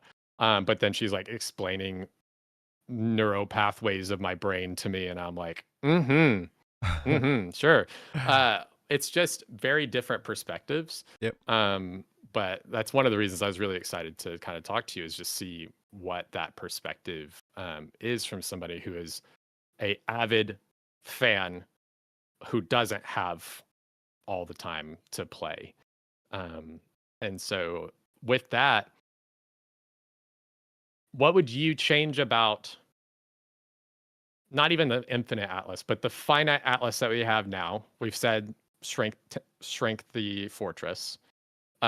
Is there anything else that you can foresee? Because you've not interacted with much else. No. But is there anything else that you can foresee potentially that you would be like, maybe if this was like this or something for you? Yeah, I think not the shrinking of the atlas, but the lessening of number of maps you need to run to encounter bosses or finish the fortress is the number one thing that I imagine right now. After hearing you say you need to find biomes for certain ones, and even when you don't, you need to spawn like the mist and follow a set, like quite a few maps. I feel like just the number of maps needs to be lessened a little bit. They did talk about in the presentation how it started very high and they've already shrunk it down, and from my perspective, it does still feel like it's quite a bit. Like I see people in my chat were saying Mark said, oh, we'll take a night of gaming to finish a quest line. I mean, maybe for Mark, maybe Mark is just such a god gamer, but I don't know. I don't see myself finishing once I hit Abyss. I don't think I'll finish that in a night. And I think I'm okay, right? So maybe that being shortened a little bit is right. I don't have a developed perspective on that. I need to play through it to have a fully formed opinion. Oh, but anything else about the Infinite Atlas that I would change? I mean, the obvious low-hanging fruit is just the bugs, and the UI is a little confusing.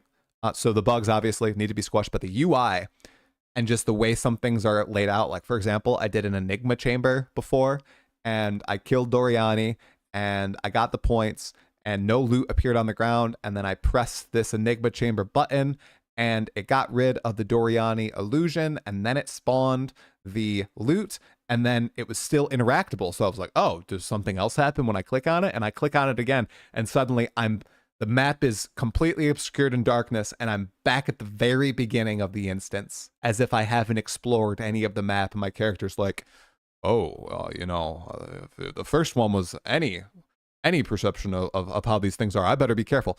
So like a lot of these things, I think they just need to be ironed out, hopefully before 1.0, hopefully in this mid-league balance patch.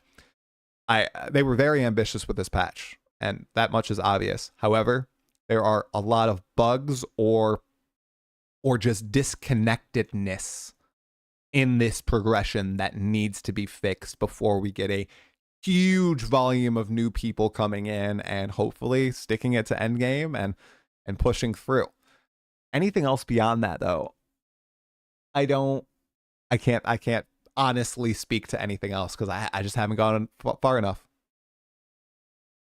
Yeah, that's totally fair. I think that's the main thing, is like shrinking that stuff down a little bit. Will feel a lot better. I agree. Guys, I thought we learned from the temple stuff, the UI UX. It's kind of rough. I'm not gonna lie to you. I know GGG has their times where UI is like, oh, this is amazing, and then other times, even in PoE1 leagues, where people are like, the UI for this is like, what are we talking about? And to be clear, I would much rather have this plethora of content and the UI suck than the vice versa, of like the UI for one league mechanic's great and we only got one. But yeah, it just needs to be struck down a little bit. I think you definitely should not have to chase breach biomes. I've not had to do that. That was, I think I heard DM, that was the main person who was like, yeah, that sucks. Yeah, I agree. But especially because it's like the old Citadel problem. And maybe what they want, WhateverMedia, is just to add some variety. That's my guess. That it's not all, okay, click spawn mechanic like Right of the Nameless or Mist, maybe they still want some of that chase, the forced traversal. And that level of friction in an infinite randomly generated space, I just don't know if it vibes necessarily well. It was so frustrating with Citadels for the first 4 patches. I think there has to be some determinism, especially with how many mechanics are present in the game and how they will likely expand in the future. Yeah, I think I agree in that way. I think that one of the issues that I have personally is the the map node density. Like if we are going to be exploring and finding these biomes and things, it feels like I'm like playing hopscotch. Like I'm barely moving in between maps. And I'm like, oh, I need to go just over that mountain range. That's 12 maps that I need to do. Greater distance. And which led us to the the problem of like people using like T1 maps to like just blitz through stuff, and they're like, oh, we hate that happens. I'm like, well, and Grand Project, people feeling like that's mandatory. That's a symptom of a greater problem, and that's something I've just been in the fortress, so I haven't done a lot of traversal, but if that's still present in the game, I haven't done much exploration. That was also one of my biggest feedback points after 0.4, just lessening the density of nodes and just having greater traversal distances. If the Atlas is infinite anyway, you don't need node after node after node like that. It's too clogged, you know? Yeah. And there's a couple other weird things that I want to actually ask you your opinion on these things, because you are a lore person. Okay. So lore wise, they've made things more cohesive for some stuff. I won't spoil, but for Delirium, per se, I won't say why or how, but if you noticed in Act 4, you didn't drop any emotions from Dude. Okay. You cannot anoint your amulet until you get to the tree for Delirium. And if you want to anoint your amulet, you have to go to that tree and interact with something there. You can no longer open the menu to anoint at any time. To access the Reliquary Vault, you have to, it's over by the temple, like the Val Temple, you have to path to it. So I got 2 Twilight Reliquary keys. I'm like, oh, I can't wait to see what these do. And then I look and I go, I'm not even going towards temple, but I have to do 7 maps to go over to the Reliquary Vault to open these and probably get like a Pillar of the Cage God or something. Which I ended up getting a all positive roll Venter's Gamble, so that was pretty cool. But like I had to path through maps for, at the pace that I go on my SSF character, an hour of gameplay time to open the Reliquary Vault. So those things that they did to be more cohesive in like story and immersive in that way, I'm like, ooh, but that feels bad. So I kind of just wanted to see, like, what are your initial thoughts on that? I'm grinning because I just know that people aren't going to like my take, but here it is. I love that. I love it. One of the coolest additions in 0.4 was locking behind rare tablets by killing the Arbiter of Ash. I thought that was so cool. Locking a meaningful step in progression behind a pinnacle boss and a location on the Atlas. I didn't know that this was the case, by the way, so this is news to me here. That's why I was also very genuine, excited reaction. I love that they're locking progress behind upgrading your items using certain crafting methods, behind actually beating certain bosses, unlocking the tree, upgrading and pursuing these quests. I think that's so cool. Not only does it add cohesiveness to the lore of the world, I just think it's cool stepping stones, and it does slow down progression a little bit. And I know why that's annoying to people, because people want that instant gratification of, I got to Endgame. All right, time to anoint my amulet. Okay, time to do this, time to do that. And now they can't do that. They can't buy it up. They can't just go to the trade and buy everything. They're going to have to complete this part of the quest, slay this boss, go to this area. The only thing that I will give you is that, yes, sometimes after you've done it the first time in the desired method, needing to go back to that location for all future annoyance or whatever there is to do.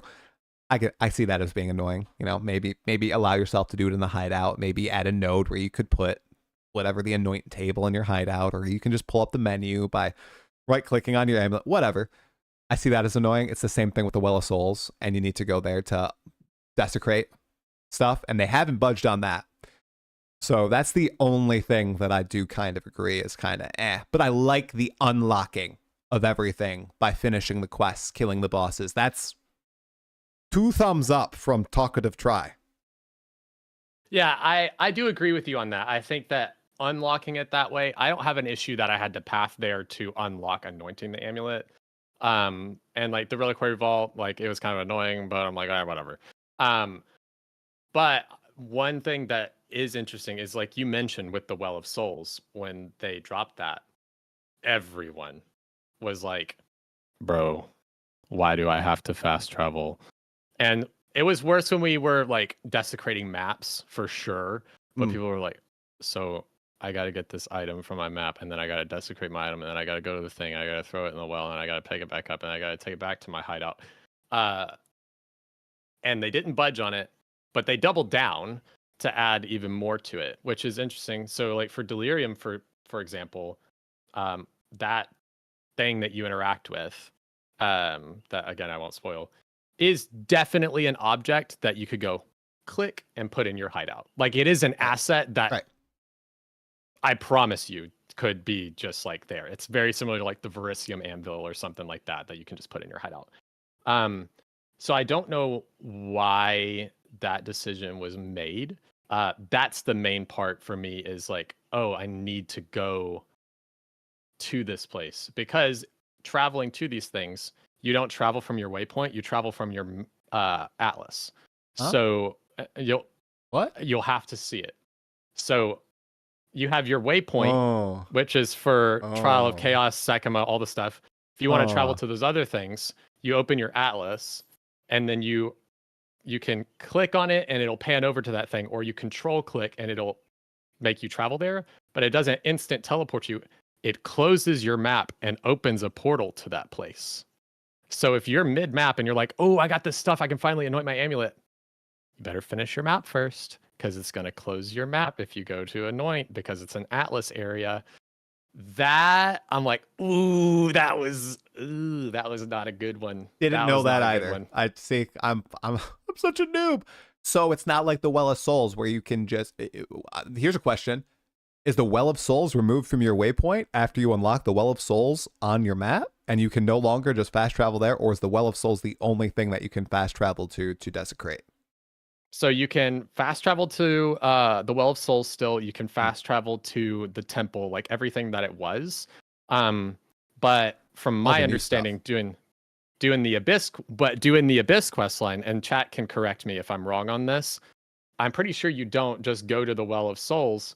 You go to the Well of Souls on the Atlas to talk to the creature to do the quest line. So to finish your quest line, to after you do each section, you have to do that. But if you're just wanting to craft, you can just warp over to the Well of Souls. I got it.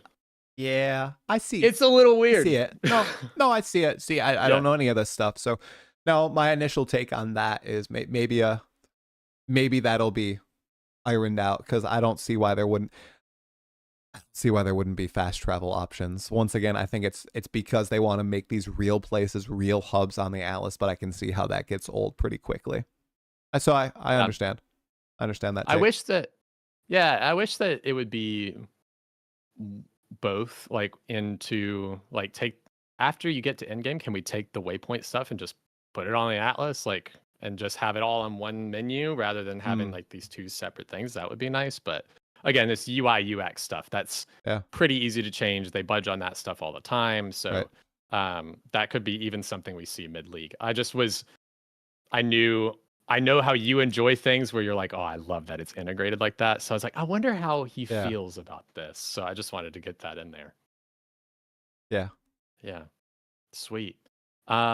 So we feel good about the new Atlas. We feel good about your league start. You're an SSF enjoyer now. We got him, boys. We got him. Are you gonna be hopping in for some hardcore this league, you think? Or do you think you think it's gonna take all league to blast through all the content? Yeah, I think it's gonna take all league. I don't think I'm gonna be a hardcore boy this league. I think I'm gonna take it through SSF, really try to get all the pinnacles down and see where we go from there. Whether or not I'll be done or do another set of characters, we'll see. But I think that'll take me quite some time. I don't think I can do hardcore with the new layout of the end game unless I'm just aiming to beat the campaign.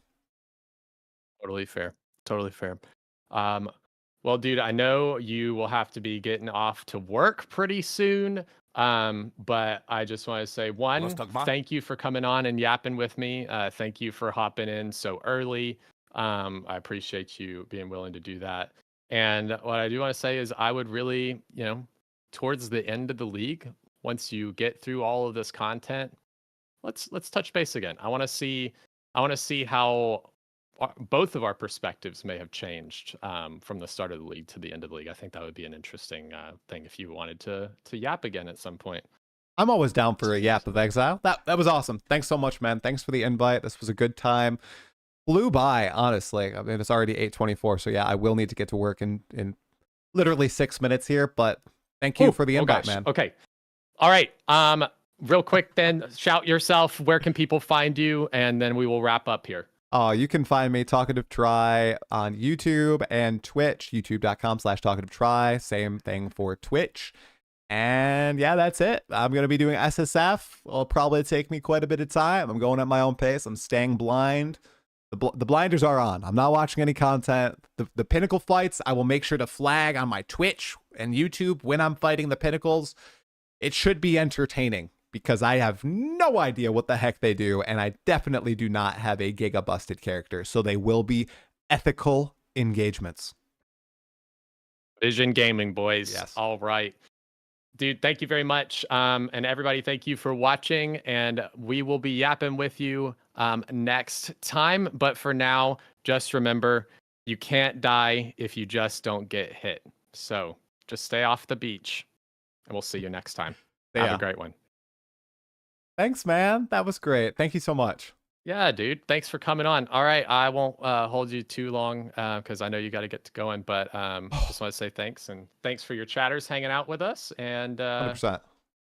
I'm going to go take a break real quick and then keep blasting. Dude. All right. Have fun blasting, dude. I hope your ice shot build goes well. Can't believe you joined the crowd. Listen, Prater. I've been a ranger guy since 0.1. What can I say? All right. All right. I'll talk to you later, man. All right. Talk to you later. See ya. Bye-bye. See ya. All right, guys. That was the podcast. I hope you had a good time. That was awesome. Absolutely loved it. Beautiful podcast. Lovely man. Love speaking with him. Truly. Been nice. Hey, Kira, you're still ethical yourself. Let's go. Yeah, I am gonna have to hop for work. Thanks for the shout out to WhateverMedia. Oh wait, he gave me the shout out. Thanks WhateverMedia for the shout out. I hope everybody here has a wonderful Thursday. I will be back this weekend for some more podcasting and gaming. I might even end up playing tomorrow morning. We'll see.